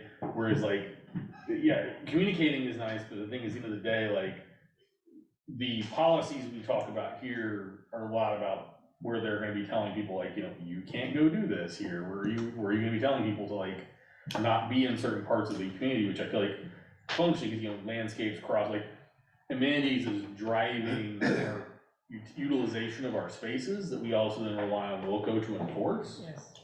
Yeah, which reminds me, Boggs brought up something that we do want to talk about in our amenities, and then bring it to the board, because I want to hear their input on that too, on So the, when are we reassigning? Because maybe I'd like No. to serve on amenities. when, we could probably look at that in a couple of months, maybe when did you guys get on, in November? So, we talked, didn't we talk about like potentially shuffling committees in November? Mhm. When we got on? Yeah. Right? Am I remembering wrong? Yeah. Okay. Yep, and that subcommittee, policy kind of helps us with that process as well. Can we so- also- So amenities shows Robert and Ursula. Yep. Okay, so So Yeah. security will go under there. So I think it's just gonna be amenities, which is parks, and then security, because everything, like, pools are part of parks, community garden part of parks, disc golf's part of parks. We don't need a separate line item for every different park amenity that we have, but. Okay, Could we also do a directive to Lisa to clean up the, I mean, we've got some all caps, we've got some last names, some first names, and then over here, we still have a contractor that we're not using anymore, but can we just make sure that that gets all cleaned up and okay, updated? so let's go back to, we have a motion on the table, any more discussion? Okay, all in favor? Aye. Any opposed? no. Okay, great. 34 no, 35 we got, 36 we didn't discuss. Okay, 32, Trinity AV Solutions contract and contractor review. So Michael, thank you for coming. Sure. How do we want to start this? Do you want to tell us how you think things are going, and then? Yeah, go I could from give there? you a quick overview, and then just answer questions or concerns. Let me get my stuff in order. So we started around this time, 2015, I think it was. with an initial project doing, I think, the access control at Humano, which was adding that card reader to that one door that's there. So since 2015, obviously there's been several different board members, several different GMs, a lot of meetings, and so I don't have details on everything, just, you know, notes that we had and proposals that were approved. I've got that kind of stuff, but essentially over time, we've scaled it up, obviously. We've added cameras to places where we couldn't have had them before. And so the general overview is at Humano, we have the access control doors so that you can control who goes in and out of that one main entry. And then we have cameras on the exterior of that building. That's pretty much it for that location. We talked about, I think, a couple times about something with the garden gate. So I don't know what the status of that is, but we could potentially add access control to that. Yeah, we passed that last month. Okay, we're gonna be getting that in the next month or two, I think, trying to get that spec Okay. out. So that is, that's something that we can add to that one gate. And then if we work our way this way, I guess Apache would be next. We have cameras around the exterior of the building, on the pool, and then the parking lot. I guess generally speaking, though, probably something that's important to note, I don't have all the specs because there's some different model numbers, but generally speaking, they're all what we consider overview cameras. So they're not zooming in on license plates, they're not CSI kind of stuff you're gonna see on TV, they're overview. They give us a pretty detailed overview of the area. But the only place that we have something that's more than what we would consider overview are the pool gates now, where people are using those cards to enter the pools. Those have a closer view of that person so we can identify who's coming in and out. But generally speaking, the rest of them are considered more of an overview. So I say that because more or less to set, you know, the idea or the expectation of what they're capable of. So I don't know of any issues where we've needed more than that. That's kind of the way that we had always addressed it in the past, but that's what's at Apache. Michael, may I ask you a question? Sure. Interrupt you, sorry. So when did the board approve these replacement cameras?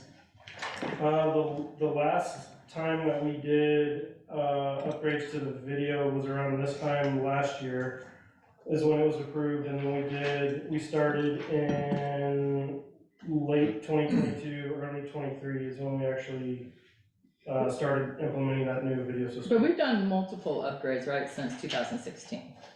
We've done 2010.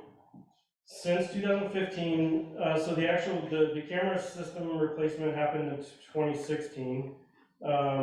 And since then, we, on the camera side, have upgraded cameras a couple of times, but the sort of the brain and the recording part of it once, which was just this last January. So I just want to be clear, so you upgrade select cameras, or when you say you upgrade cameras, every camera gets upgraded? It just depended on what was approved at the time. We've only done one district-wide upgrade of all the cameras, which was this last one that was approved in December, January. So I think we have some numbers where we did some stuff in 2010. That was with you, right? 2010 would not be with us. ADT, were you not with ADT at the No. time? Okay. So Director Roberts, remind me, did we do security cameras before going with I thought, remember we had that discussion with Mr. Bennett and. I don't think, Mike, you didn't initially install the security No. cameras. Oh, okay, so Stuff we that we did did that. in 2016 was Okay. a replacement / expansion. And then is what- Vanessa is what we Carter's call what it. it recommended by. Okay, so So that was. 2016 was with Okay. Ascension, so that's probably some other background relevant information. So Ascension Security was who we started with. It was a company I owned for about 10 years, and then we sold to ABC Home and Commercial Services, and kept providing the same service in terms of the system. And then after a couple of years, they wanted to get out of it, so we now have it all through Trinity, which is the same group of people and same customer base. but the name has changed several times, is why that's relevant. But no, we didn't get involved until 2015, but the cameras were 2016. Okay. And it was described on our paperwork as replacement and expansion. Oh. So there was a lot of stuff that we replaced, and then we added new stuff at that time. Do you have a question? Yeah, were they replaced? Because what I was told, we did add infrared lights to it, but the cameras don't have the infrared light in them. They actually have one underneath. So the camera wasn't replaced, but an infrared light was added to it.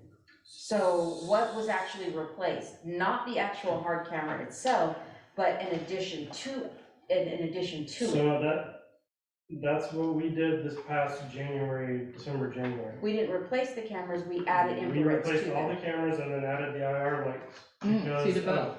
Because of areas where the cameras can't see in the dark. They have IR lights on them, all the cameras have IR lights, but that doesn't produce enough to get, the image that we want. So the IR lights that we added additionally are meant to help that. They still can't, quote unquote, see in the dark. They need light that those things can amplify. So anywhere at night that I've seen that has an amazing image is because there's a ton of light around. Like the pavilion looks really good at night. If the basketball court lights go off, it looks bad. Even with the IR light shining on it, it still needs more light to amplify. So I got a Google Nest camera system, and when it goes nighttime, I've got a very dark front. I get black and white, and I could see fine. If somebody's walking around, I can see fine. I'm just kind of curious as to how it is that these cameras that we just upgraded not too long ago don't have the capability without the infrared, and even with the infrared, it's still less functional than my Nest camera. Well, I mean, it's not really a one sentence answer, I guess, but it's completely different technology. Most of the ones that we have are higher up off the ground, so they don't, like I said, it's the overview. So I don't know, I guess the answer is, I'd have to see what all the specifications are. They're not meant to see in the dark. I mean, they have the IR light that can amplify whatever's around, but they're not gonna see in the pitch black dark, I guess, is the best case. I mean, it sounds like part of the issue, I'm assuming, Robert, is that there's a range issue, right? I'm assuming people in front of your place on the Nest are within 20, 30 feet. What's the average? What is the difference between these cameras and the people that they'd be seeing? Like, are we talking like this camera's trying to see something from 100 feet away in the dark, or? I think the ones that are furthest away would be the parking lots, and then the sport courts. Those are high up, and during the day they have an awesome shot of the basketball court, but the IR lights that we install can only do so much. I mean, they're not. Well, there's lights on whenever it's open. Yeah. Right, so you still can pick that up if Yes. somebody's vandalizing while it's open. Yeah. But it won't pick up after the lights go off and it's closed. It's not gonna look anything like it does when the lights are on, I guess is the short answer. It's not the same image, so, it does switch to black and white, like you said, to help see in the dark, but, the nature of that device, I guess, being able to see in the dark is not really what it's meant for. So. Okay, so could we get some links on what we've got? Sure. Throw us some specs, and then whatever else you still have available for, what the latest technology is, and give us some, like, hey, this will catch up to 100 feet, and if a rattlesnake shakes its tail, it records it, and, and you could zoom in on it, or, like, I just wanna know what we've got. So I mentioned the overview part of it because, in terms of what we have, that's what we've always been directed to do, is I wanna see this area.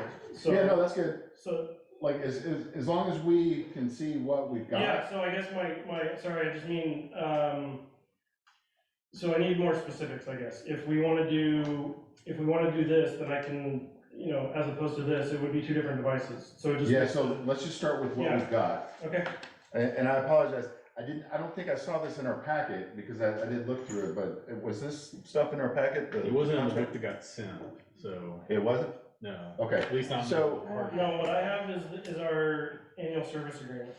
So that's Yeah, really all we yeah. have with him. Right. Oh, okay. The board approved the approval for work, proposal for work, and then all we have with him actively as a contract is we're reviewing the service agreement. Okay, yeah, so if we can get information on the hardware Sure. that we have, what his capabilities are, like how much for the next level and what we get if we replace them with something else, or how much bandwidth they take up, how much we need, different things like that, where the compression is, what kind of images could we get if we just maxed out the bandwidth, different things like that, so. Yeah. In what areas, so we've got a different board than when you were contracted, so. Yeah. You know, maybe Humano's gonna need a little bit more, camera, capabilities. Yeah, and that's why I started off talking about the history of that, because I don't have, obviously, notes that say why we were directed to do this estimate versus this one. Okay, so- Since 2015, so. Yeah, so if I could, It's if hard you to could say. send it to Lisa, a list of all the gear, maybe Yeah. some links on what the gear does.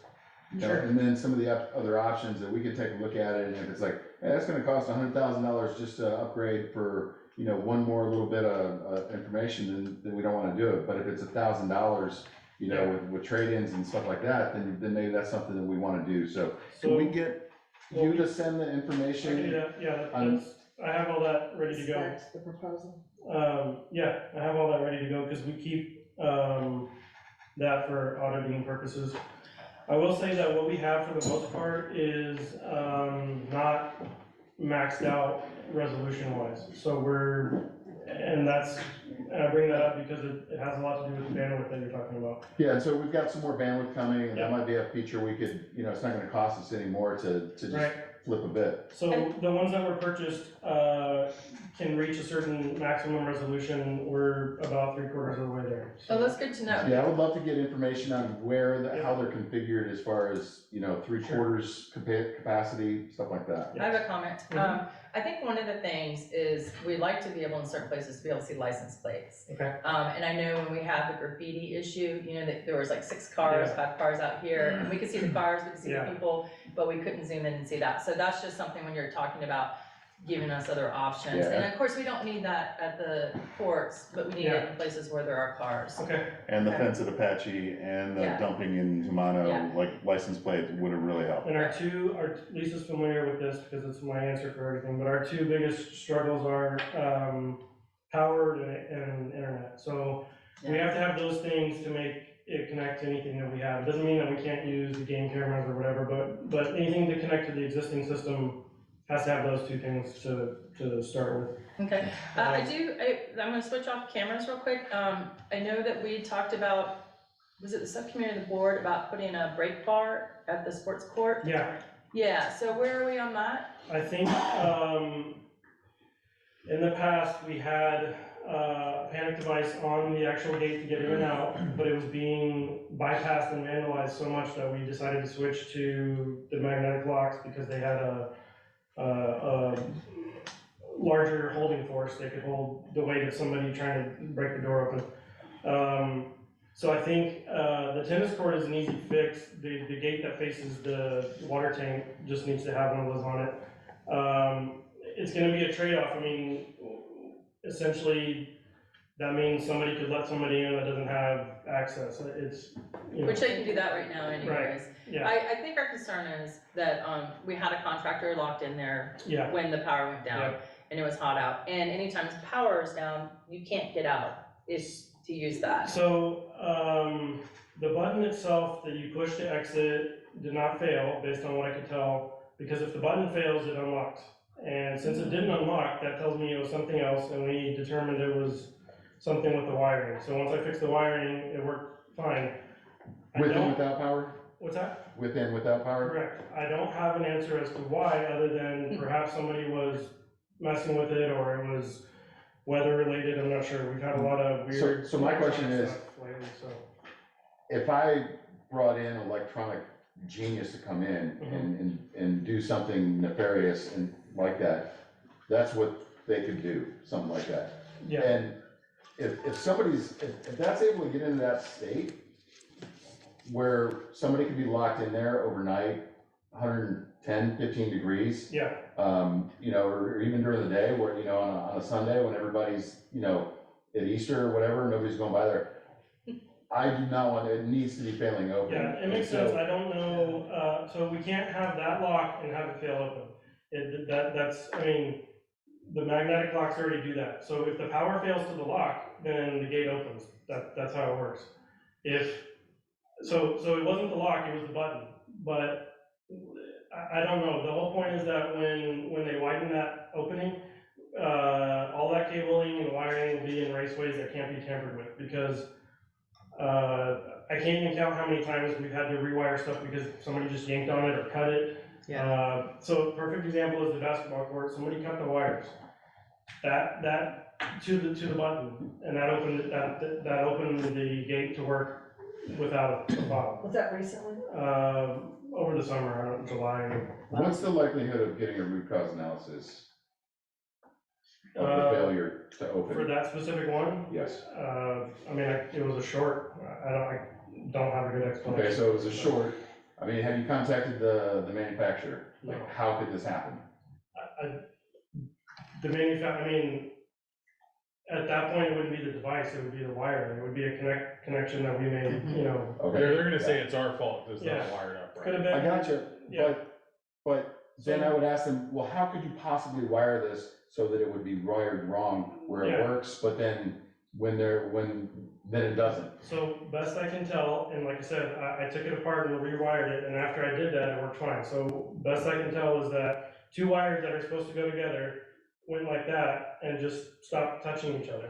Okay, so And once I put them back together, it was fine, so. my problem right now is non-confidence in the product that we're paying for. Yeah, I mean, I understand that. I think not having an answer is frustrating to me. I think we can't put the panic bar on that specific gate if we want to have the mag lock. So it would just have to go on a different gate. The one that faces the water tank is right there. So that's to me, the easiest solution, because we solve both of those problems at the same time. Okay, so I want to kind of redirect us a little bit. This is all really good information, and thank you.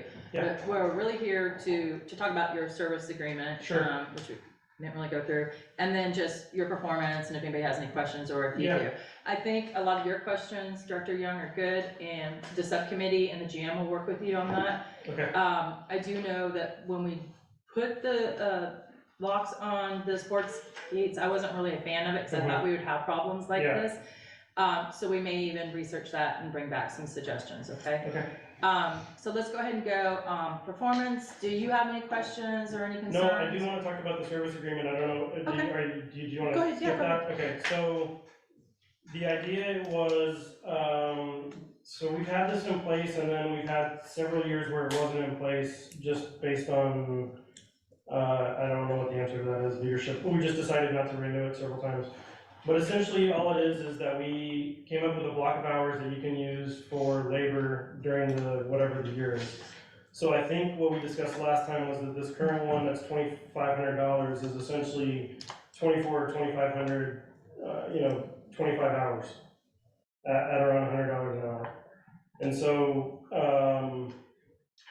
essentially what it means is that if something fails, we don't charge labor to fix that, we just replace it. And so what's different about this year was that we had the two brand new installations.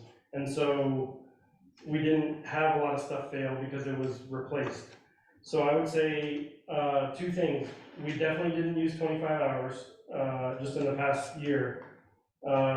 Because we were on site so much with the new equipment, we either found things that failed at that point and just fixed them, or whatever could have eventually failed, we replaced anyway. So I think that we were about 16 hours. There's a lot of times where I'll do stuff because I see that it comes up or needs to be done, or maybe we'll do it remotely from the office, but don't really record it as something going towards this. So I think there was about 16 out of that 25 that we used. And that's just important because it, helps us determine, we could keep it and we could lower it to a different number. But what I would say is that since we just replaced that stuff, we have a 1-year parts and labor that comes with the new equipment anyway. So I'm not sure that it's really beneficial to even renew this for the coming year, because we'll have. It's already covered by manufacturer, okay. Yeah, Sean? so manufacturer's warranties will stretch out longer than the year, but we at least have the 1 year labor on the stuff that we installed just this summer, so. Okay, Sean, do you have any idea, I mean, do you have any input on that? It's not renewing that because we have ours. Well, can I ask you a real quick question? So does that cover your cameras though? Is this, No, this is strictly This is for just that for block the- of hours for the labor, yeah. so this, So I don't know if the monthly, subscription is considered a contract. It's Just month to like- month, I mean, it's part of the video storage that's stored offsite, and then the access control database that we started using is all part of the monthly, subscription, but that's not part of this, that's not part of this, service agreement. service agreement, right? So I don't know that we really have a contract, I mean, obviously this one is, listed as a control number, so it's a contract in terms of legal speak, but I mean, the month-to-month part of it is the subscription, so. And Mike, I'm assuming we buy block hours from you on an annual basis, because it's cheaper to do it like that, from an hourly basis. The idea was, in the previous years where we weren't right off of the heels of a brand new system, was that things were failing at a rate, or they were, most of it was what we consider aging out. And we were on site a lot, and we just said, versus you paying us every time we come out here, a trip charge and a labor charge and the materials, let's do a block of hours that you can pull from. And I think that was, 2018 is when we started that. So it kind of depended, and then like I said, we stopped maybe in cases like this, once we did the first upgrade. I think maybe we didn't do it because there was a 1 year labor on that. So we've had it the past couple years, but as I was thinking through it, we definitely didn't use 25 hours, but the idea is, if you go over that, this is the agreement. So if you go over it, it benefits you. If you go under it, like I said, we were pretty close, 16, so maybe 10 hours short, but, the idea is just to cover the labor. Okay, does anybody have any questions on that portion? Okay, and then as far as performance, and directors, do you guys have anything? I've not heard any complaints, so I think apparently you're doing your job. Yeah, I'd like to, next time we do a security, maybe in the next month, or maybe after stuff, we sat down with Lovato for some security. I'd like to, once I've had a chance to take a look at all the different options. Yeah, and because stuff there's like a that. ton of information, and it's obviously really technical and could take a lot of time, but we have obviously every resource that, I could provide anything. In those smaller, settings, we can sit down on the laptop and pull it up on the screen and, visually verify everything, and we can look at the recorded video and see which areas need.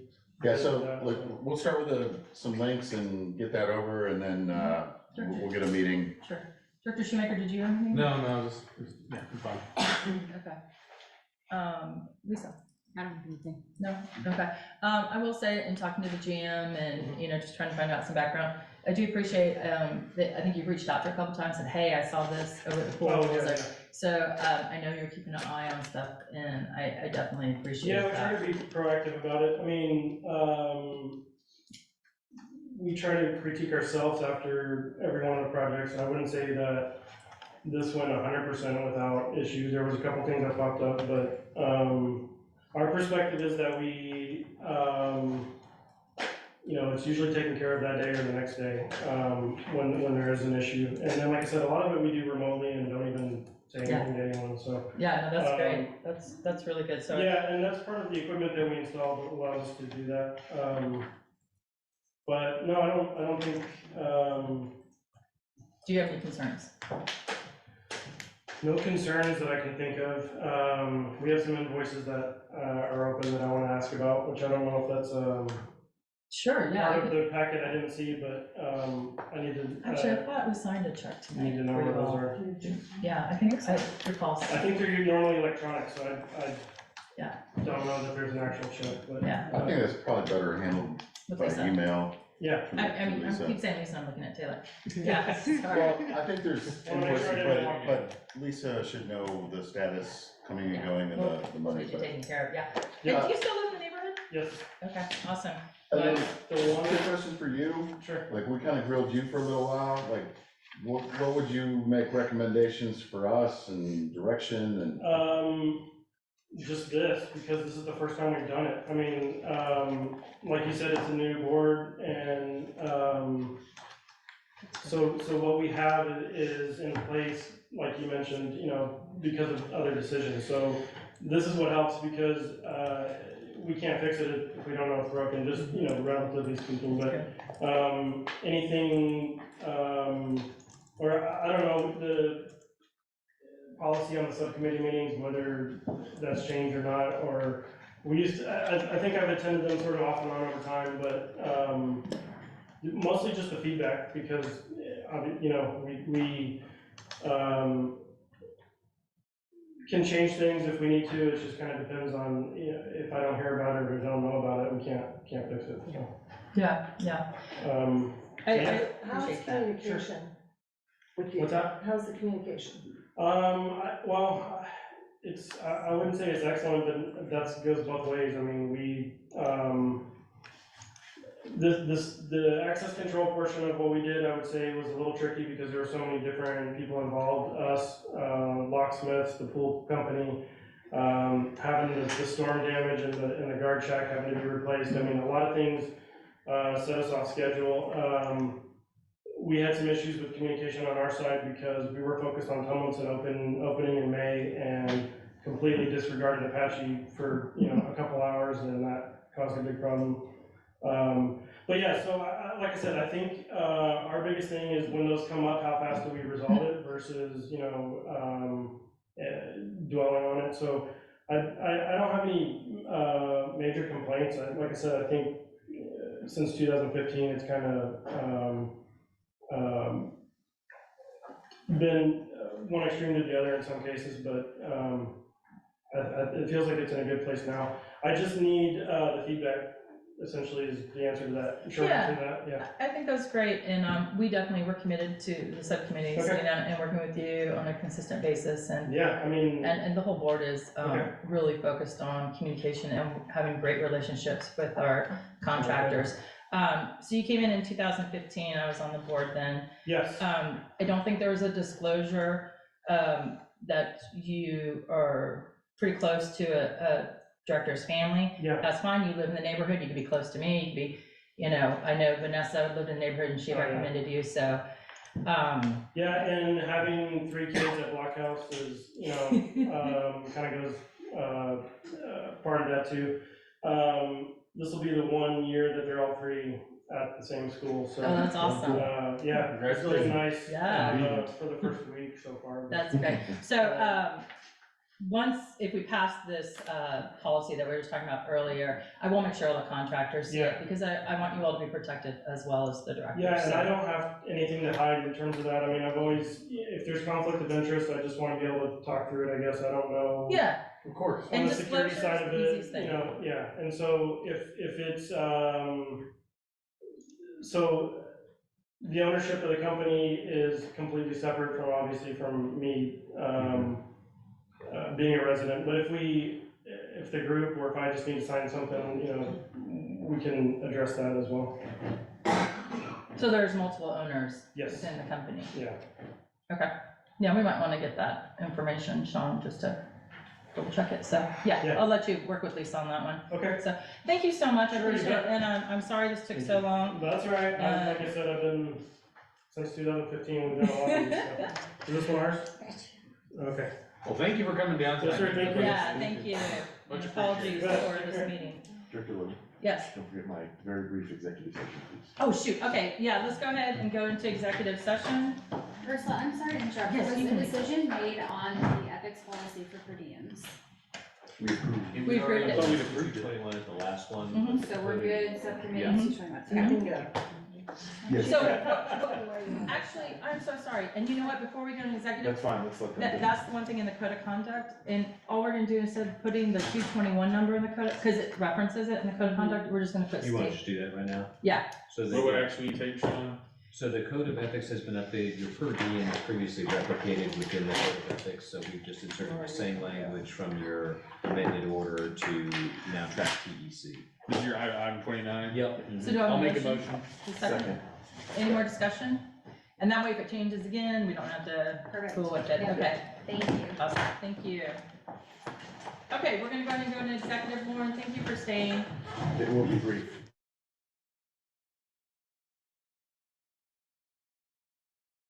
No. Yes. Okay, we're out of executive session and no decisions were made and no more discussion, I believe. Do I have a motion to adjourn? Motion. Second, all in favor? Aye. Aye. All right, thank you.